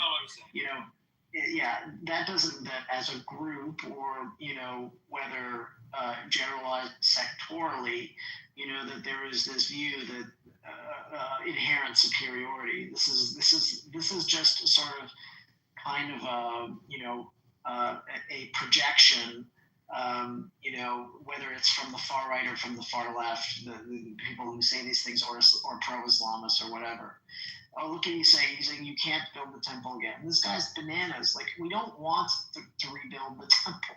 Like, Daniel, hold on, Daniel. We're not going to engage with Doctor until he tells this country. Doctor, by the way, there is this really big schism. If you want to know the religious group of people I kind of really have a special disdain for, they're not Jews or Muslims. They're the Protestants. I do think they're despicable, heretics. I think they're they're just rotten pieces of shit, and their version of Christianity is so far removed from actual Christianity that I fucking despise them. And so you do get some of these evangelicals that they like, which is fucking ironic. They're like, the third temple will be built, you know, and it's just like, you guys are such. This is so. It's like, it has nothing to do with Christianity, but they have this really warped, Americanized version of Christianity. But a lot of this, you have to understand, a lot of this extreme rhetoric, so that you get, and it is blood cultish, like especially with the evangelicals. Like they want, they think they can expedite Jesus' return and usher in the Antichrist and have this state of which Israel and Christianity did not mean a literal fucking nation state of Israel with Jews living in it, but we can get to that later. But they want them there to be fighting wars with everybody across the world. And so, you know, the Antichrist comes and then Jesus returns and perishes most of the Jews to hell. You know, they love Jews so much. I would be worried about, you know, the evangelicals if there was all of a sudden a whole bunch of evangelicals like setting up shop in Israel and like trying to, you know, establish their communities and then using that as a country for conflict. Well, you guys use each other. Let's be honest. You guys use each other. Well, look, I talked to converging interests. I'm not, you know, look, sure. I would do it too if I was. Okay, but I've had conversations with people who work for Kufi, and they didn't come across as kooky to me. I mean, maybe, you know, the pastor who runs it is a little kooky. I don't know. I've never talked to him. I haven't met him, right? But you know, the people non-proselytizing organization, which means they're not trying to convert, you know, us, the Jews, right? It's not, you know, and there are Christian organizations in Israel, and they have a presence, they have offices there and things like that. You know, you go into downtown Jerusalem. One for Israel. And every time I see those rabbis, or not rabbis, excuse me, especially children in Old Jerusalem that spit in front of those evangelicals, I actually applaud them. I say bravo, bravo. Bro, I would do the exact same fucking thing if I was there as a Catholic. That's more complicated than it looked, okay? Because what happens is there are some Christian sects who will specifically travel to Israel and try and convert Jews, and the Jews, they go and try and convert the Orthodox, which is like, it's just not going to go well, and the Orthodox get really upset, and so that is their reaction. But they get harassed by these people, you know, in Israel, and like. Well, yeah, you're Orthodox. Like, I remember the videos I would see in the Orthodox community. It was kind of funny. It's like over a decade ago, but even 2 decades ago. It would be like an Israeli woman walks near a, I don't know, like a Haredi community, and then they're like, you know, I can't tell what they're saying. There's subtitles, but something along the lines of like, "You whore, you display some modesty. How dare you?" Like, you know, and they were so fundamentalist that it was like there are different groups of religious Jews in Israel, right? There are a specific group of Hasidim, right? And they don't get a proper education. They're not taught any of the regular curriculum, right? It's all Torah all day. And this is a big problem in Israel because that's not really the historical Jewish tradition. You know, it is, and the historical Jewish tradition is a culture of asking questions. Why, like when you open up, you know, Jewish religious texts, there's all this commentary on the side with all these different interpretations, and that is not what they practice in their version, and it is an issue. Now, it's very complicated, the politics of this in Israel. But can I derail you there real quick? Because somebody did a room about this, and I largely agree. Now, this guy, I think he's he has a last name, Oliveira. He teed up one that's about like Lakewood, New Jersey, and where he went to the I heard about it. Yeah, he tried to talk about Hatzalah, which is hilarious. But I don't care about the ambulance. I don't care about that stuff. But the welfare usage, that's long been known. They do that. Now, I don't, and this is one of the arguments I would bring up is that like when I would listen to Israelis complain about those same people in Israel, they look like, oh, dude, they just they drain our tax dollars, have a bunch of children, and then they study Torah. They don't go, they don't have to even enlist in the IDF. Basically they're looked at as like leeches, for lack of a better term, and it's just like, but it's kind of the same in the U.S. I do think that he was a little inappropriate about it because he was like, for example, using the term goyim, which is not even like an offensive term. Jews used to like goyim got the gold. Jewish filmmakers would make like basically these self-reflective jokes where they would refer to us as goyim, but it's not a derogatory term. It can be, but it's not like we don't spend like a lot of our time thinking about, oh, look at all these goys. Like it's not the way it is in our community. But look, there's this important distinction that people need to understand. Like I'll give you an example. Okay, I do a lot of stuff in real estate. Okay, and so I meet a lot of people. Okay, and you know what? There are a lot of Orthodox Jews in real estate. Okay, I deal with them all the time. These guys run businesses. Well, look, it's people are in business, right? And it's not like the Orthodox community in general is living off the dole, on welfare. Like it's just not true. Now, in Israel, I'm just saying, like I know a lot of Orthodox Jews who are very serious business people, so in Israel, there is subsidization for if you are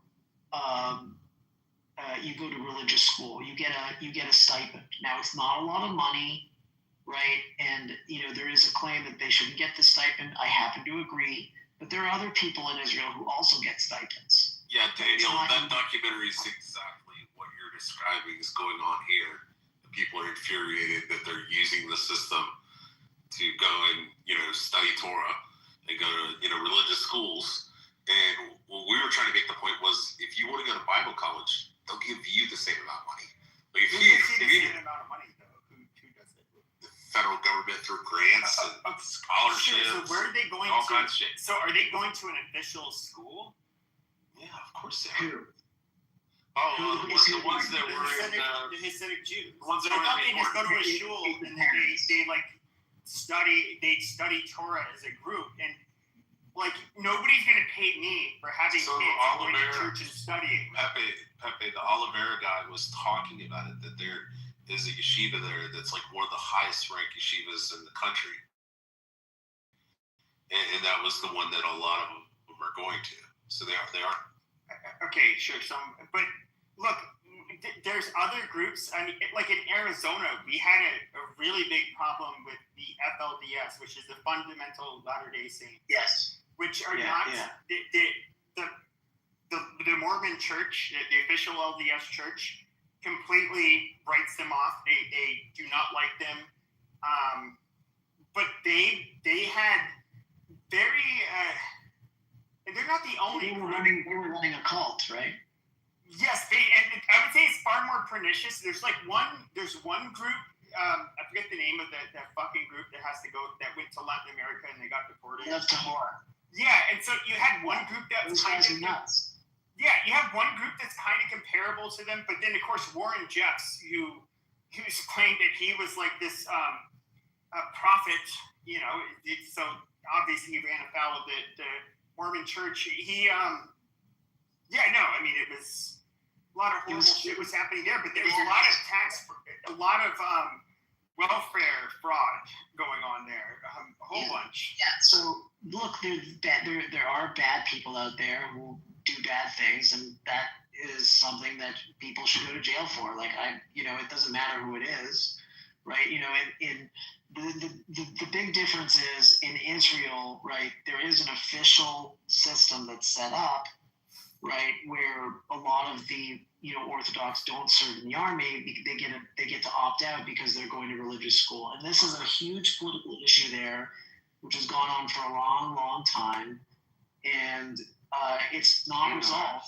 It goes back to the founding of modern Israel in 1948, and it's all very complicated. But let me ask you a question. Do you think part of the reason why, and I've pondered this, so like you have the Hasidic Jewish community, I can't think of any group that's similar to them in other parts of the Jewish diaspora, and they are a unique group of people. Very,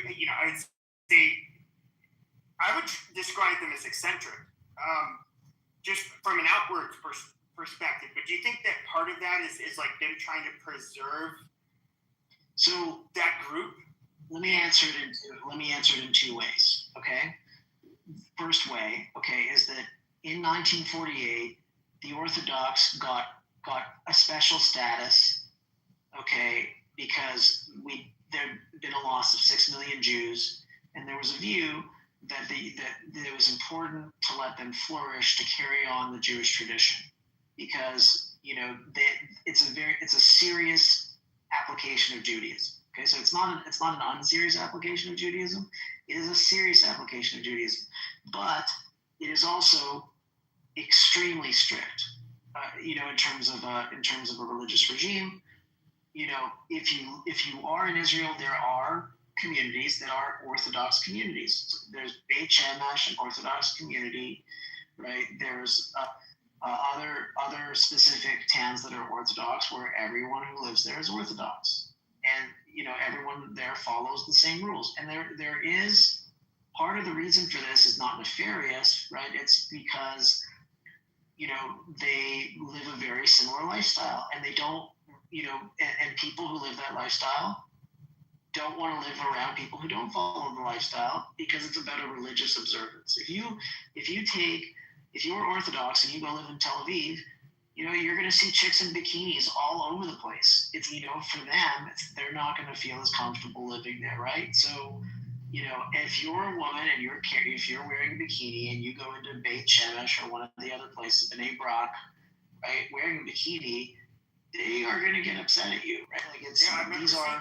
those videos, and I understand. To me, it's like them trying to remain pure by isolating themselves from what they consider like negative or sinful. There are different sides of it, right? There are. I know lots of really great, really awesome Orthodox people. Okay, and look, like anybody else, they have bad ideas. Some of their bad ideas is they think that they are, better Jews than everyone else, right? And so there is this thing in Israel where they like to take certain privileges, and people, this is one of the social problems in Israel, right? So Israel's a complicated place where in many ways, you have profound coexistence in some ways, and in other ways, there's around the edges, you get rough spots, but you have an event like October 7th, right? Unifying. Well, it's not just that. The guys who go and they pick up the bodies and they take care of the dead, all those guys are Orthodox guys, and they were these guys going down to the south of the country, right, where the most left-wing Jews were the ones who were living right by the border with Gaza. Yeah, and and it's the Orthodox guys coming to help them. So it's much more complicated than it seems, and there is, at the end of the day, a lot of mutual respect and brotherhood and sisterhood between these communities. It's not like vicious hatred or anything like that. There are political problems, people disagree, but like 80% of Israelis agree on like 80% of everything. It's the 20% that they don't agree on. Israelis are far more united than they are even aware of. Statistically speaking, there is like a definitely like a BB derangement syndrome in Israel because he's been such a successful politician, over such a long period of time. And there's a reason for that. He is extremely good at what he does. He is brilliant. Okay, he's imperfect. Okay, there are some of the things that he's done as prime minister I don't think have been, great domestically for Israel, but from a security standpoint, he's amazing. And I say this despite the fact that October 7th happened on this watch, and I say this because you have to understand a lot of the domestic politics in Israel and where the power centers are to understand that there are pretty serious divisions politically, and this goes through military and defense and the Shabak, which is like the Israeli FBI, right, and who has responsibility for surveilling what things, and it's all very, very complicated. It's not like so it's not a straight line to Netanyahu that's responsible for October 7th, right? Like I don't believe that. Look at it. Right? I look at it, especially from an outsider's point of view, and this is where I'm critical of Netanyahu, is that, okay, Israelis and Americans are two different groups of people. We have converging interests. Sometimes we don't. Now, where I respect him is I think that he's somebody who would do whatever it takes for his people, the Israelis, and he'll try to talk us into doing what is best for the Israelis, even when it's not in the U.S.'s best interest. Once again, that's his job. This isn't me saying he's a bad person. He's literally doing what I think most of us would want U.S. presidents to do. As somebody who's more or less like America First type of person. So I'm a bad person, but I don't think he's necessarily completely aligned with the United States. Yeah, but it's not look. So there's two things, right? One is my view of American politics in the Middle East is that American politics in the Middle East has always been kind of chicken shit, and also very short-term thinking without concern for what happens over the long term, and that is a very sort of State Department diplomat kind of view of how they're supposed to manage this stuff, which frankly has not worked for decades, right? Post Cold War, and it's like they forgot that that it's like they believed this stuff that Francis Fukuyama said, that you reach the end of history and that that you didn't have to worry about wars anymore. I mean, it's sort of that kind of detached from reality mentality, which has driven U.S. diplomacy in the Middle East for a long, long time, and none of that shit works. And Trump has just ignored all of that stuff, and so is Rubio. Now, that's my view of American foreign policy in the Middle East. Okay, is that this is why you had a regime like Iran, which has killed thousands of Americans, and the U.S. never did a goddamn fucking thing about it, right? Like, why?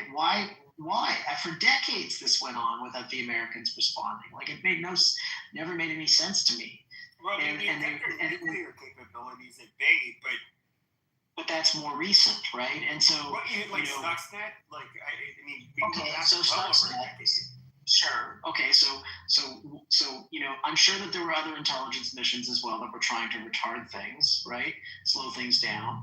But, these were guys who were committed to killing Americans, and they were going hog wild all over the Middle East. They, in my view, a country very similar to the very kind of pernicious, force that the Soviet Union was around the world, same as Russia, right? Like, extremely dedicated to fucking up, countries all around the world based on what they saw was their corrupt intent. Iran, no difference at all, in my view. And during the Cold War, not every American action, but there's a large number of American actions which were basically getting the Israelis, to not act in their own interests, from what was perceived as an American interest at the time, which was not letting the conflict boil over, whatever the conflict was, right? Keeping a lid on the conflict, right? And this has prevented the Israelis from dealing with these crazy people who continue to launch wars against Israel for 80 years. These movements keep morphing, and it's always been the Americans who said, oh no, don't go attack those guys, don't go do this thing, and part of that was they were afraid the Soviet Union was going to get involved in the war. And I understand that. That's a legitimate concern. I don't think we ever would have done it. But post-Soviet Union, we have to have it's a much different. The stakes are much different. 100%. Post-Soviet Union, the stakes are completely different, right? The Soviet Union armed all of the Arab countries to the teeth for decades for free, right? Billions of dollars of tanks and aircraft and all this stuff, right? For free, they gave it to the Arabs, right? To try and control the Middle East, and it had some impact, certainly in regards to American interests, but was a far more significant implication in terms of which affected American policy than anything that the Israelis ever had in terms of influence over, American policy at all. Most of the time, my perception of American policy is that it's just ignored what Israelis think, like over and over and over again, because they have these fantasies about what the Middle East is really like. And, it was kind of retarded, and it's, even though Trump is a pretty flawed guy, he seems to see through all that shit, which is why he's been so successful in the Middle East. The Abraham Accords, right? The follow-on stuff that he's done in the current administration, getting people aligned. Like he understands how to make a deal with those guys, whereas everyone else seems to fucking fail, right?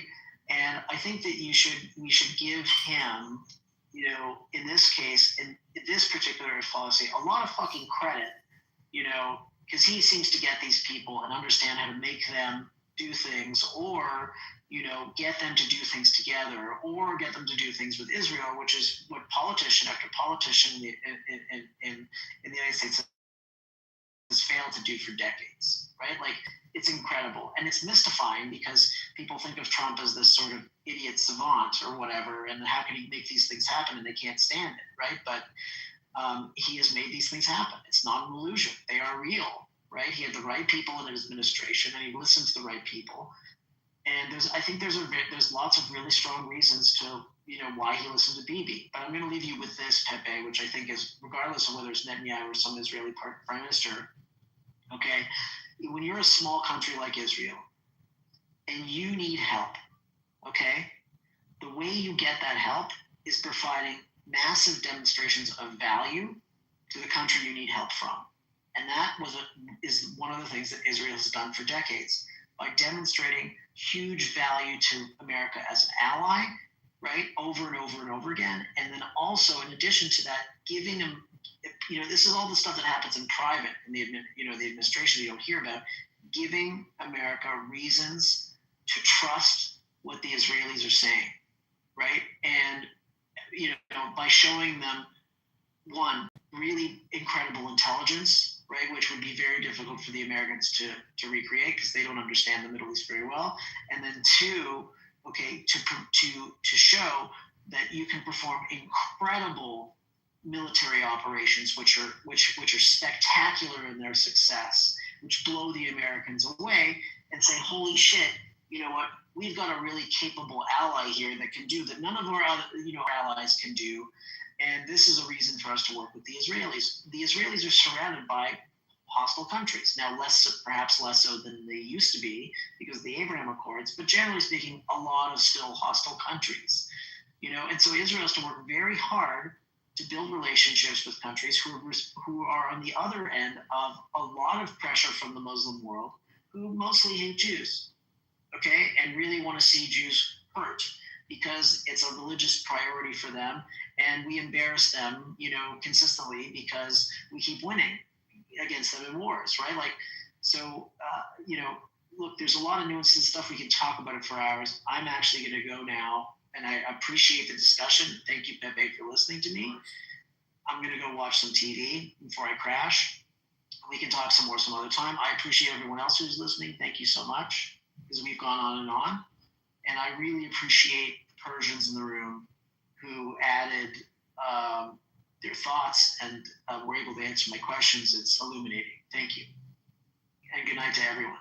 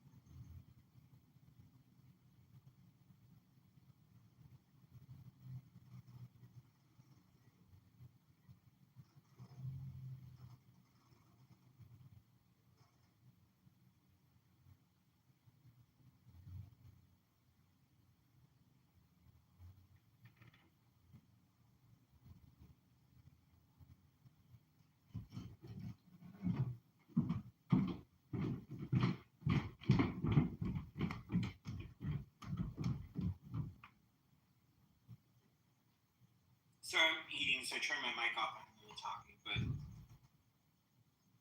I think like one of the things that get kind of like dismissed is that outside of Israel, I would say perhaps the most powerful Jews in the world reside in America. They've been super successful here. More power to them, but they are like any ethnic group, especially if they're a small minority. It doesn't matter who they are; they're generally going to be a lot more tribal. Jews kind of do that, but I think like when it comes to like Trump, if Jews think he's going to be the best for Israel, Jewish Zionist Americans are absolutely going to put all of their eggs in his basket. Like that's common sense. I'm not going to say it's right or wrong, but I guess where I kind of disagree with him is he said that like Israel had to show their value to the United States. Where I think like really they have a huge. They get a huge amount of support from their American Jews, to be honest with you. I think that's where it's the American Jews that are like basically pulling them up. Yeah, so shout out to them.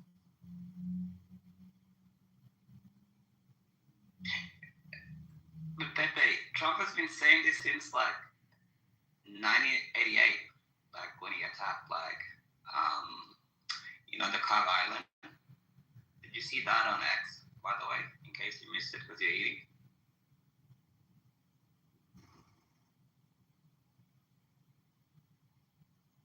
Trump attacked what? Trump said it in 1988 he would attack Cobb Island, which the U.S. just attacked 3 hours ago and destroyed all of their bases there. And he said this in 1998. It's before both of me and you were even born. You know what I mean? He's been consistent. No, I definitely born before 1988. I was definitely born before that. Really? You sound like maybe 95, 96, okay? But yeah, he said it in 88. It's an interview I can put in the chat if you want to see. So when these people like, oh, Bibi made him do it, he's been saying this for like. I never said Bibi made him do it. Even born. No, they influenced him. Not you, other people. No. I've spoken to you. Other people say this, and I'm just like, he's been saying this since a long, long time ago. More than 40 years. Wait, it's not 40 years. It's like 30 something. Okay, anybody who's not a Jew, anybody like any white Gentile that makes decisions like Trump does, ultimately he has the autonomy to make his own fucking decisions. I'm not going to blame a Jew for any.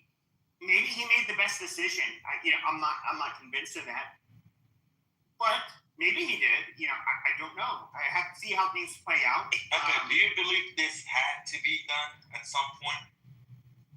I think that. Well, I don't know. That depends. Like, what happens to the IRGC? Do you have internally? Okay, let's say to get rid of them. We're not talking about they're gone or whatever. Let's say to get rid of them. Do you personally think this had to be done at some point? I think it was likely that we would have to like kill IRGC leadership for sure. Not to just kill them, in order to get rid of them, but completely. Well, I mean, unfortunately, the Ayatollah and the IRGC, you can't just like get rid of them. You have to like. In the system, you know what I mean? You can't probably kill the entire ideology because look at Arab nations or some radical Islamists, right? In regards to Jewish people, but like I'm talking about the system. Yeah, but I mean, you're talking about a system, which is kind of what I was saying earlier. Is that I don't think the IRGC there's a measure of Islamic fundamentalism there. That Shia, it's not, most Muslims do not have any shared ideology with them, you know. But I would say, like, if you look at, for example, the Nazis, we can look at the communists, people that would mass slaughter people. These were not religious ideologues, but they were ideologues. Do I think you have regime ideologues? Yeah, absolutely. So, like, you know, I don't want to kill them. It's like, what I want, the people, and I don't think any Muslim in here would say, like, oh, the IRGC is good. No, I don't think anybody would say that. There's a lot of them would say that. You know why? Because of the hate they have toward Jewish people. I'm not Jewish, by the way, just to let you know. But there's a lot of Muslims or radical Islamists. Not every Muslim, obviously. Not everyone is bad. Not everyone is horrible. But there is a lot of them will support them because of the fact that they hate the Jewish people. I would say about 80%. Yeah, I can't really put a number to it, but like, it's obvious. I mean, I see it every day. Come on, like you see it in the streets of New York. Like, it's not like, you know, it's something that I see and you don't see.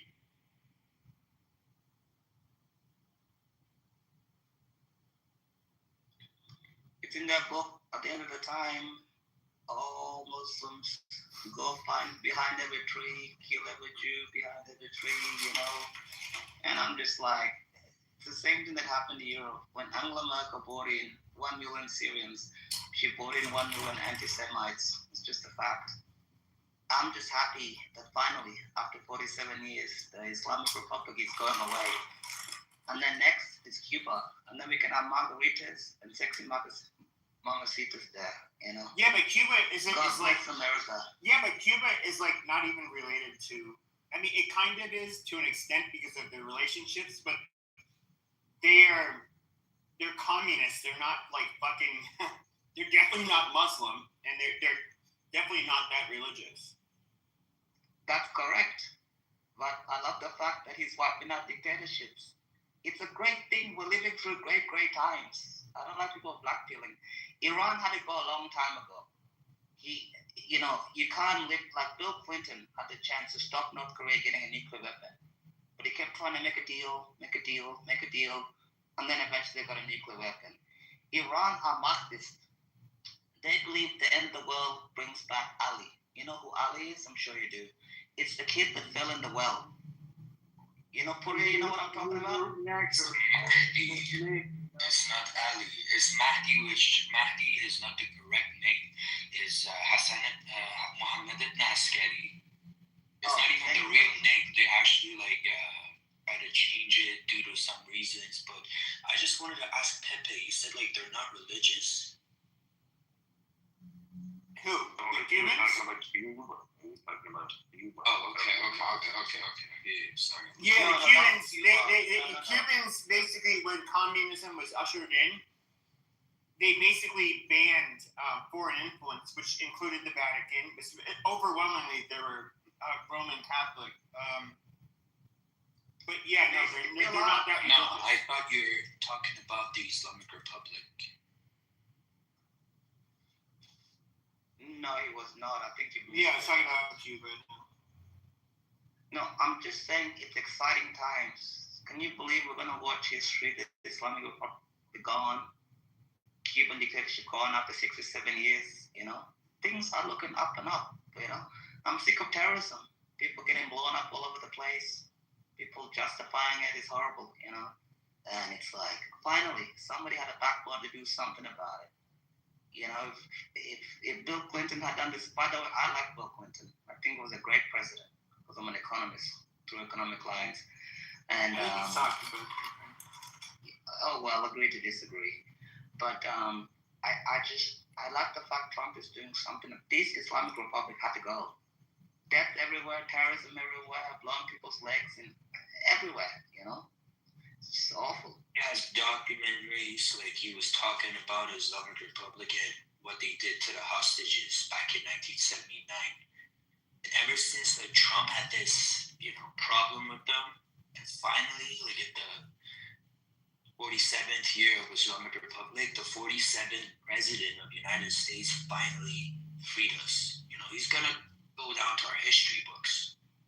People in Iran are already changing the streets names. They're Trump. They're Bibi. This is crazy. I remember the time that we had to go to school in Iran, the Islamic Republic, every day in the morning. The school, we had to say death to America, death to Israel. It wasn't something, like that you could choose, or you could have said it was like mandatory. It was like necessary, unless you didn't go to the classes. Imagine like every day, in 9 months of education, you have to say death to Israel and United States. Why? We're watching American movies or listening to American music. We're both following their. We love them. What happened in September, the 11th of September, in the United States? You're gonna see like so many videos that in Iran people were like mourning for them, lighting up candles, going out in the streets, supporting American people because we love them. In the World Cup, the goalkeeper of our national team would have given like souvenirs to the American team. Like us people, we just wanted to chill. But fortunately, but the thing is, Korea, the Iranian people are very different people. They're highly educated, they're inbred, they're not jihad minded, very, very successful everywhere they go, highly intellectual. Iran is not gonna be like Iraq. The Iranian people, they want their Shah back, and they want greatness. Iran become great again. They're not this. What do we want people achieve? But you say they want their Shah back, but it goes back to sure. Pahlavi, I get they want some of them want to look back to better times, but if I'm going to be realistic, I don't think they even want that. They probably want to be more Western. In other words, they don't have like a fucking Shah. Ask Korea, he's Iranian. Also, you know what do we want? Seriously, like we want an alliance between Iran and Israel, even after we succeed in the revolution that is happening right now. We have to create something to throw out Islam from the region, not only in Iran, not only in like our country. It has to go out of the region. Unless, if we don't do it, you're going to see the consequences in New York. Looks like we're about to bring freedom to Cuba too. Apparently the FBI is over there and they're going to negotiate. They're about to capitulate, man. So we got another one, baby. Another one. Freedom. Cuba is so much different from fucking Iran. Goddamn. Can't wait. I need to show a long time coming. Cuban cigars. You're about to get rich. I need to show companies that sell Cuban cigars. It'll be our new vacation spot. It'll be all right. 100%. 10 years from now, bro, Americans will be going there vacationing. It'll be a lot better, man. I mean, there already are, but it's shit. But yeah, Cuba, they don't have any fuel left. They don't have any electricity. They're done for. Venezuela can't give them any more oil. We're the ones that are giving them a little bit of lifeline, but they've capitulated. Our FBI is going over there to investigate that gun where the Cubans shot those 5 apparently Americans. I guess some of them weren't exactly Americans. And, hey, those dumb faggots. Yeah, but those dumb faggots that. I'm sorry. Like you have the Bay of Pigs. You like, for example, decades ago, and then you go in. You want to, do a revolution and, have basically a gun battle to free your people. And then you get killed in the process. Okay, no, I mean, you just lost the battle. Like, But when it comes to these retards, you have these American Cuban people of Cuban descent. I don't know if any of them were Cuban, came from Cuba or were Cuban citizens. But they ended up, they went up. They had a lot of weapons. Several of them, I believe it was over 10. They opened fire on. No. It was more than that. It was. Oh, got killed. Sorry. Yeah, you're right. And so they opened fire on their Coast Guard. The Coast Guard, they didn't suffer any casualties. They killed him. And that's that. And they took the living ones into custody. And I mean, I don't know what can you do? You wanted to do a revolution and you got killed in the process. Like, I mean, I'm sorry. If you want to do a revolution and you fail, it's your fucking fault. Like, you're a fucking retard. If you thought you were gonna show up on some gay fucking boat and shoot these people, I'm not standing up for communist Cuba. I think Cuba should absolutely, the regime should be overthrown. They're pieces of fucking shit. But I agree, rolling up on them like that with no plan was not going to work out. No, 11 people are going to take over Cuba and free Cuba? Like, that's fucking retarded. Well, apparently we're about to, we've destroyed Karg Island, which is Iran's main oil hub. 90% of their oil goes through there. So now we haven't destroyed it, but we've destroyed the military infrastructure protecting it. And he's announced that if they keep on attacking the Strait of Hormuz, we will either control it or destroy it. I mean, so we will fuck Iran right in the ass hard if they continue. And I think their second supreme leader is dead. He's at least in a coma. I think he's got like a broken leg in a coma. Some people said he already I think he's waiting for his goats. Is literally, we go in, we take IRGC out, and then you have the Persians. They're going to have their open and fair and free elections, which we'll only observe to make sure that they were fair and free. We shouldn't meddle at that point. But I would consider it a success then. But other than that, like, I don't. The problem with us attacking Iran is that it doesn't seem like we're going to actually be able to overtake them. They will still machine gun tens of thousands of their fucking people to death. They will continue to, even after Khomeini has been killed, they're going to launch strikes all throughout the middle. And then what do we do? Now we have to worry about our bases constantly being bombarded by them. We have to worry about our inner allies being bombarded by them.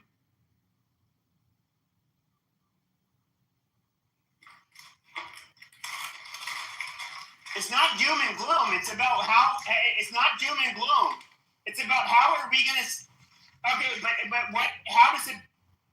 Allies that Israel has attacked their entire existence since 1948. I think they attacked like 12 Arab countries, something ridiculous like that. How it benefits the United States is if you control carbon. After we attack them, though. You control. Wait. You control 90% of all the oil that comes from Iran. It comes through Karg Island. Trump said that in 1988 that he would do it to attack Iran, and I wouldn't even call it a war. You know what I call it? Talking to my Iranian friends, you know what they call it? They call it a rescue operation. They don't even call it a war. You see in front of the buildings, a fucking missile goes off, and Iranians are like cheering. They're not even scared because they know the United States is not there to kill them. Any Iranian you talk to is actually delighted that America's getting involved. And then I have to hear people being like, oh, well, it's going to be Iraq, it's going to be another gun. Iranian people are different people. These are sophisticated, probably like Western-style people. If you talk to Iranians, bro, these people highly intelligent, highly sophisticated, bro. They're not these inbred, backwards people, bro. Over their country, they're going to make it great again, bro. It's not that... Sure, but actually... Just let me line my please. Just let me. No, hold on. I want to answer it. Just like that, it has a great question. Just let me line my brother. I have a lot of Iranian friends. Some from Kurdistan, Iran. Some from Azawi, Iran. Some Persian Iranians. Every single one of them calls it like a rescue operation. They're all delighted. That's all I wanted to say. Thanks. You're done, Pepe. I want to respond to what you're saying, brother, please. Okay, so I have to admit this for sure. Back here playing checkers, Trump is playing chess. All right, you understand that? So when you guys, or the people who think that this is just about Iran, that's not the case. I mean, there's definitely Iran is involved, but remember, we have okay, yes, and this is not just about oil. This is all about our currency system. I mean, our dollar, luckily, because of us doing this attack, is at $100. On the dollar. I mean, fuck, a month ago it was 95 cents. Best friend is hedging on America's failure with all his gold and silver, and it's fucking agonizing. He was convinced that we were fucked in the ass. There was nothing that we could do to China. That's what a bunch of people thought. Nothing we could ever do to counter China. It's just inevitable they're going to knock us off the mantle. We're going to lose our primary currency status. BRICS is going to take over. They tied over fucking the Panama Canal. They effectively did. They had bases in the southern part of Venezuela. That's why we attacked there as well. They were going to set up infrastructure. What third? Okay, only so third. Listen to me, man. Listen to me.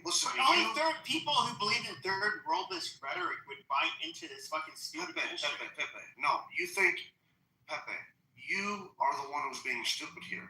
Because you only can think of one thing. It's Israel. It's the Jews. That's how fucking stupid you are.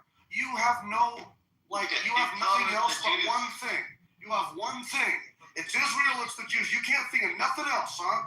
It's not China. It's nothing else, huh? It's just Israel. I literally said this is how. For a fucking month. I literally said complaining about the Jews. You've said nothing. Sure. The whole time that we've been doing this intervention, you have said nothing but it's just the Jews. And when anybody tries to argue against that and tell you, moron, you got to know about geopolitics. All right, calm down. Just argue and say, no, it's Israel, you fucking goyim. It's the Jews. You're retarded. Okay, calm down. So when it comes to hold on. So. No, I'm not saying that it. First of all, BRICS doesn't involve Israel or the Jews. So no, and obviously Russia, they're adversaries. China are adversaries. You had Venezuela and Cuba, which Venezuela has largely been, kind of decapitated, and that was what I would consider a smooth decapitation. In other words, we went in. No Americans were seriously injured or killed. They came in. They got the Venezuelan government to basically stop giving the Cubans oil. So now they're being energy starved. And now we see and China, 7% of their oil was going to China. Sure, but Cuba relied on them a lot more than anybody else. And so now Cuba, they're just like, yeah, well, we're going to come to the table. I think that is, and I'm going to give 100% of the credit to Marco Rubio, not Donald Trump, when it comes to this shit. You got to be kidding, but he's the president. He has to agree. That's ridiculous, dude. But this has kind of been our government's policy for years, though, Pepe. They've been kind of set in stone. He's the commanding chief. The commanding chief. I can't even credit Trump for that, bro. Come on. Yeah, so he does have our government's policy. So Marco Rubio, fortunately for he has somebody who's much smarter than him, which is Marco Rubio. Who would say that? Who's delivering for Trump. Smarter than him. How the hell did Trump destroy him in 2015? Oh shit, dude! This guy. He did not win in any debate. Master Rubio, bro. Are you kidding me? He is such a deep state, man. Listen to yourself. He's an intelligent. He's the deep stater that. He's the deep stater that literally here, or was his No, but you're saying hold on a second.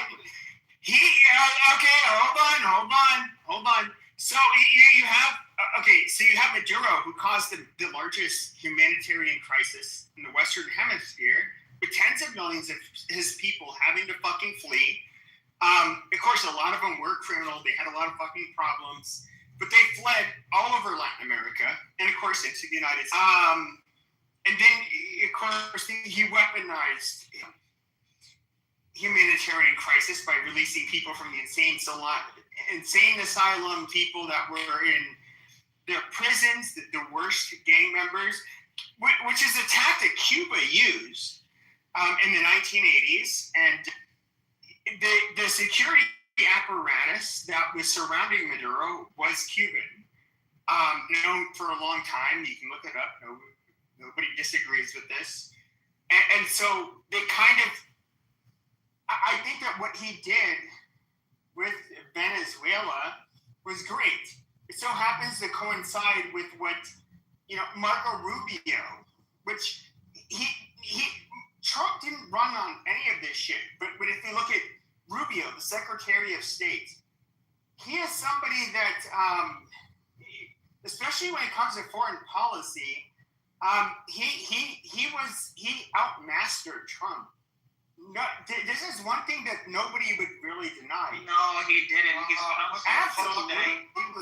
Talking about. He's Trump's secretary. No, that is his strong point. Bro, that is his strong point. He's a smart That is dude. literally his He's a strongest smart point. dude. That's why he was capped in this position. But you can't sit here and act like Secretary of State for a reason. This reason he's Secretary of State is literally because of his mastery of foreign. Why Donald Trump was president. Oh my God, you fucking moron! He won the presidency, but nobody, including Donald Trump. Hold on, Donald Trump. The reason that Donald Trump, shut your fucking mouth. The reason Donald Trump, ended up selecting him is because he is such a wizard when it comes to fucking foreign policy. The reason why. Are you fucking serious? The reason why That is his strongest goddamn point. Can I say something?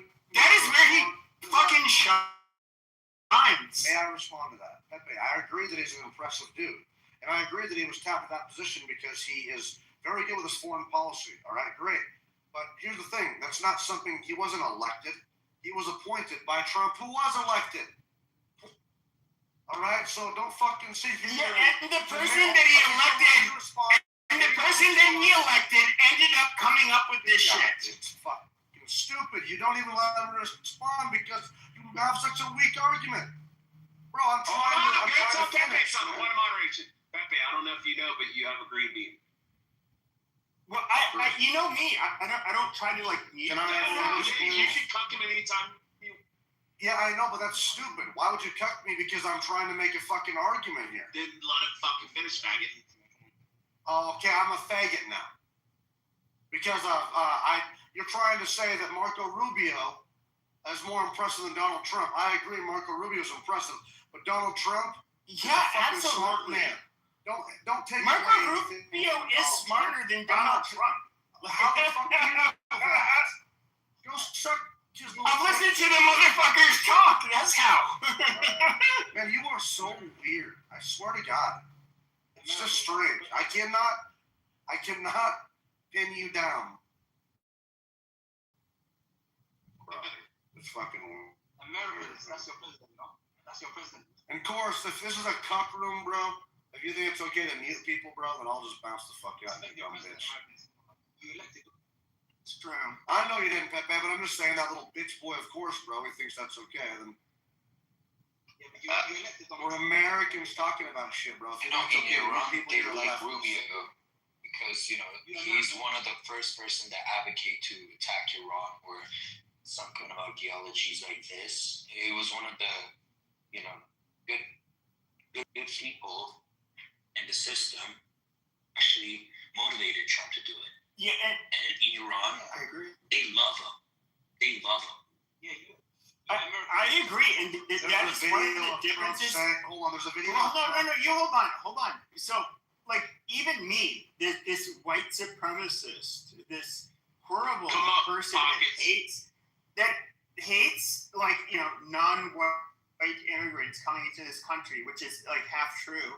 I was actually in 2016 going for Rubio over everybody else, even though he was part of the Gang of Eight. He wanted to bring a bunch of beaners into our country. I was just like, well, you know, he is the most rational and reasonable.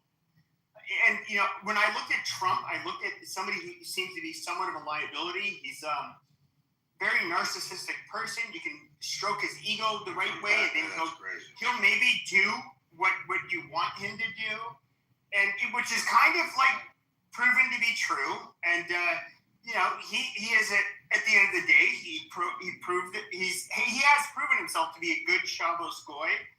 You know, good little goy cow. Like you say, you always like it's the Jews. Like that to say. You always come into. No, I didn't say no. I didn't say Jews. You're like a good Shabbos goy, dude. Just saying. I don't even hate you. I don't hate you.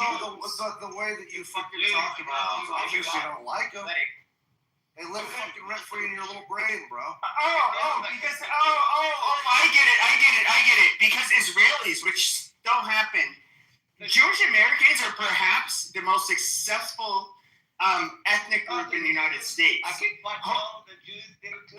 You know? Sure, yeah, it's not funny. It sounds like no, you fucking faggots start listening. You stupid faggot start listening. About white people.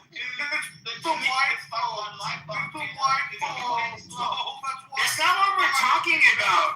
We're talking, unfortunately, what we're talking about is if it was DEI, we would be talking.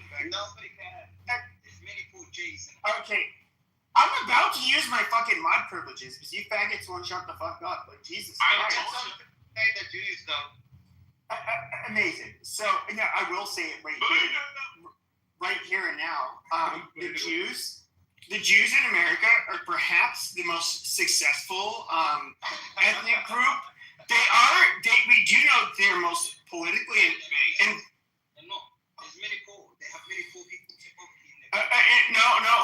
hold on. Shut your fucking mouth. They are also the most politically active of all ethnic groups. And so when it comes to that, shut your fucking mouth. And so when it comes to Israel, for example, where is the second largest concentration of Jews? It's in the United States. We have slightly less Jews in the United States. Yes, we have slightly. Shut your fucking mouth. We have slightly less Jews in the United States than we have in Israel. But the most powerful Jews in the world are largely in the United States. They've done very well for themselves. And are they going to naturally be tribal? And yeah, I would be the same way if I was them. I'm not saying that they are somehow inferior or bad. Dirty goys want to try to kill us all the time. We're super Well, no. So what I'm saying is, I'm not trying to say that there's like this subhuman or evil trait about them. It's just that they are a group of people that they're human. And Jews. And so get into their mind. Yes, So obviously they do support Israel to a great extent. This is not even a conspiracy theory. You're such a fucking retard. The Jews control the media. Everything that you and him have said so far is true, including what you said again. The Jews. We do control I'm media. so sick of people talking about the Jews. I wake up every morning and I oh my think, God, bro. Man, I honestly though, really, I wake up every morning and I think, man, I ain't got a chance in hell because the Jews are holding me down. Nobody's saying that. What's the point? Well, look at that. But the point is this. What's the point in this life of the Jews are holding me down and I ain't got a fucking chance? What's the point? No, you goddamn moron. We're literally okay. What's What's the point? What's the point? Give me a break, bro. Fucking ridiculous. He's not calm, He's not calm. You see how silly he sounds? He sounds like a black person on this app complaining about white people holding him down all day. A fucking lame ass. It's the whites holding me down. I ain't got a chance in hell. Because it's the white folk. That's what Pepe sounds like. It's just the Jews. All right. Fuck China. Fuck Russia. It's the Jews. It's just like all right. It's like population of the world. Are you gonna shut your fucking damn mouth? Go ahead, Pepe. I can't believe it because the white people, white people came to slavery 400 years ago. I can't get a government because the white people that happened 400 fucking years ago. All right, so now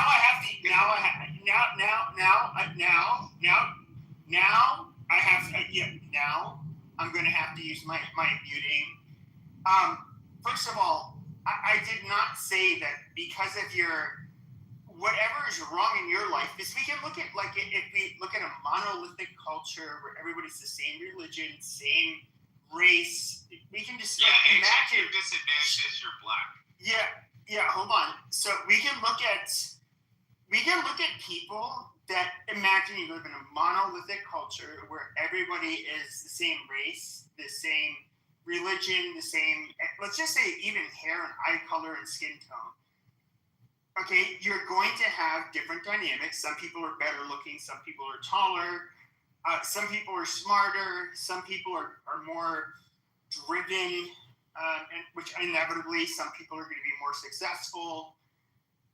All of that happens, absolutely. Now, I'm not talking about individual failures or scapegoating Jews for shortcomings in people's lives. That's absolutely not what I'm talking about. But what I was talking about is that when it comes to Israel's role, and of course, Zionist role. Okay, you fucking chimp. The Zionists. Okay, this chimp control his mouth. Okay, when it comes to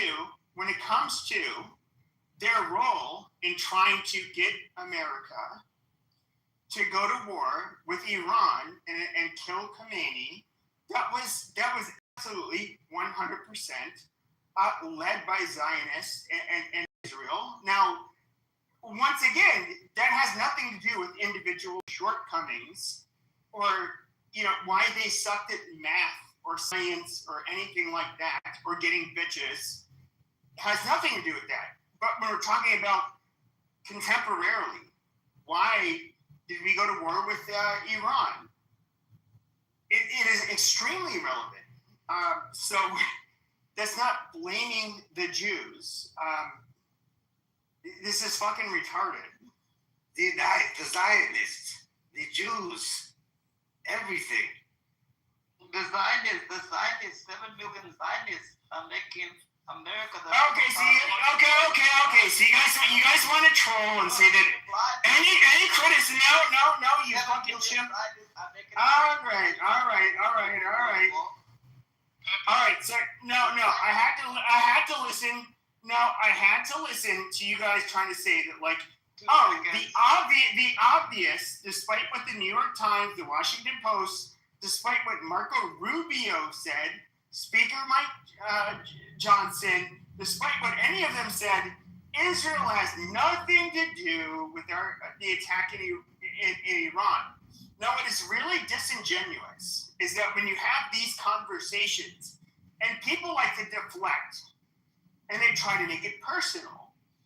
And what they do is they say, like, oh, you're just a Jew hater. You're just anti-Semitic. Oh, you are just a fucking incel. Oh, you just want to blame everybody else for your problems. Okay, and this is literally a way to just, like, shut up opposition to whatever, they are doing. Do you mind if I respond? Yes. When you're done, or are you done? Sure. And so this is not only is it chicken shit and retarded, but this is like a very left wing,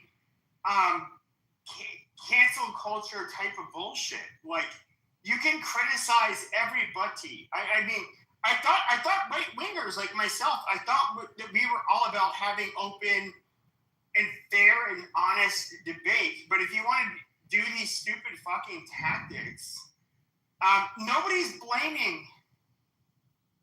Nothing I've said here is blaming the Jews for our quality of life. Yeah, the Jews. For anything I said. This is what I'm saying, bro. Listen, on the right, man. Listen, I'm calling out the black people who fucking complain about white people holding them down. Don't you get how lame that sounds? Listen. When did I say? No. Once again, you're conflating something.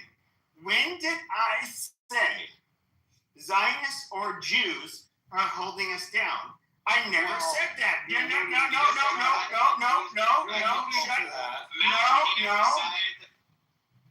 I never said that. Okay, no, I never said that. What I said, what I said is that he was encouraging Trump. And of course, even online, we can look at Mark Levin, we can look at Ben Shapiro, we can look at Sachs, we can look at all of these fucking people who was encouraging us to go to war with Iran. You mind if I respond to you finally? Now that right there, that influence, that influence has nothing to do with how successful you are in your personal life. But what it does show is that there is political influence to attack Iran. And yes, ultimately, at the end of the day, Donald J. Trump has the autonomy to decide whether or not he's going to do that. Is this And a so, Mind if I respond, please? I'm getting bored. Hold on here, hold on. Boring. Okay, because you interrupt me, man. You make me lose track here. So all I'm saying is, man, people on the right, fine. Like I say, to me, you sound like somebody who was. Anyway, I won't even say that because that's what you got. That's what got you set off. I will admit to you. Here's me being fair. I will admit to you that one of the reasons is Israel. Yes, they are one of our main allies. Unlike Europe or Canada or Australia, we're a bunch of fucking cuck pussies. The Israelis actually know how to fight. They've been doing it for a while. They have the second most powerful air force. These dudes are willing to fucking stand with us here. So, and yeah, we will protect them. When did they sit with us? Brother, please stop. They're doing it right now. No, they're not. We're standing with them against Iran. Dude, I swear to God, you can't let people stop talk. It's retarded because you were so insecure. Bro, for real. Listen to me. I agree that some of it is Israel, but also we have geopolitical things here, right? Not just Israel, but also Russia, China, our dollar that is facing collapse potentially, BRICS currency. You know what I'm saying here, bro? I know you're not that slow. Okay, we all agree that Israel and the United States have converging interests. Sometimes we have diverging interests. Okay, now I am somebody. Now I understand there are Jews that, in particular, and Christian Zionists that will insist that whatever Israel wants, Israel shall get. I look at things very differently. What is best for America? That is what I care about. Now, once again, we're talking about on a very large political level that involves the military and all of that stuff. That is very far removed from blaming Jews for personal setbacks or whatever stupid shit a lot of you were trying to come up with. That is not anything that I was insinuating. I do think that by and large Jews are successful in the United States because they're smarter. Yeah, you keep repeating it. No, shut up. They are smarter than other ethnic groups, and they have a culture in which they really emphasize education. Education is something that cannot be taken from them. Jews did not have, at least their ancestors did not have the easy life, which I think is a large contribution. as to why they're maybe genetically, I would say they do so well. And so no, I'm not like this is fucking retarded. I'm not. But I mean, politically, we all have our biases. That's fine. But what I get is this like what is really fascinating is that I can push back against something like I don't know us attacking Iran, and I can say, well, like Israel kind of wanted us to do this, and it's somehow people will claim it's anti-Semitic and you're blaming Jews. Like that is fucking retarded. And we look at all of the debate we've had over the war in Ukraine, where we have two fucking Gentile populations fucking putting each other through the meat grinder, especially Russia. We can have strong opinions on it, but at the end of the day, I'm not blaming the Russians or the Ukrainians for what's happening in my personal life. So with all of that being said, these stupid fucking asinine juvenile attacks, based on let us reply. your stance. You're gonna shut your goddamn mouth. Okay, shut up. And so these juvenile attacks based on your stance and trying to like discredit people by just insulting them. This is fucking retarded. Nobody is saying that the quality of life or that your personal setbacks are because of like Jewish influencer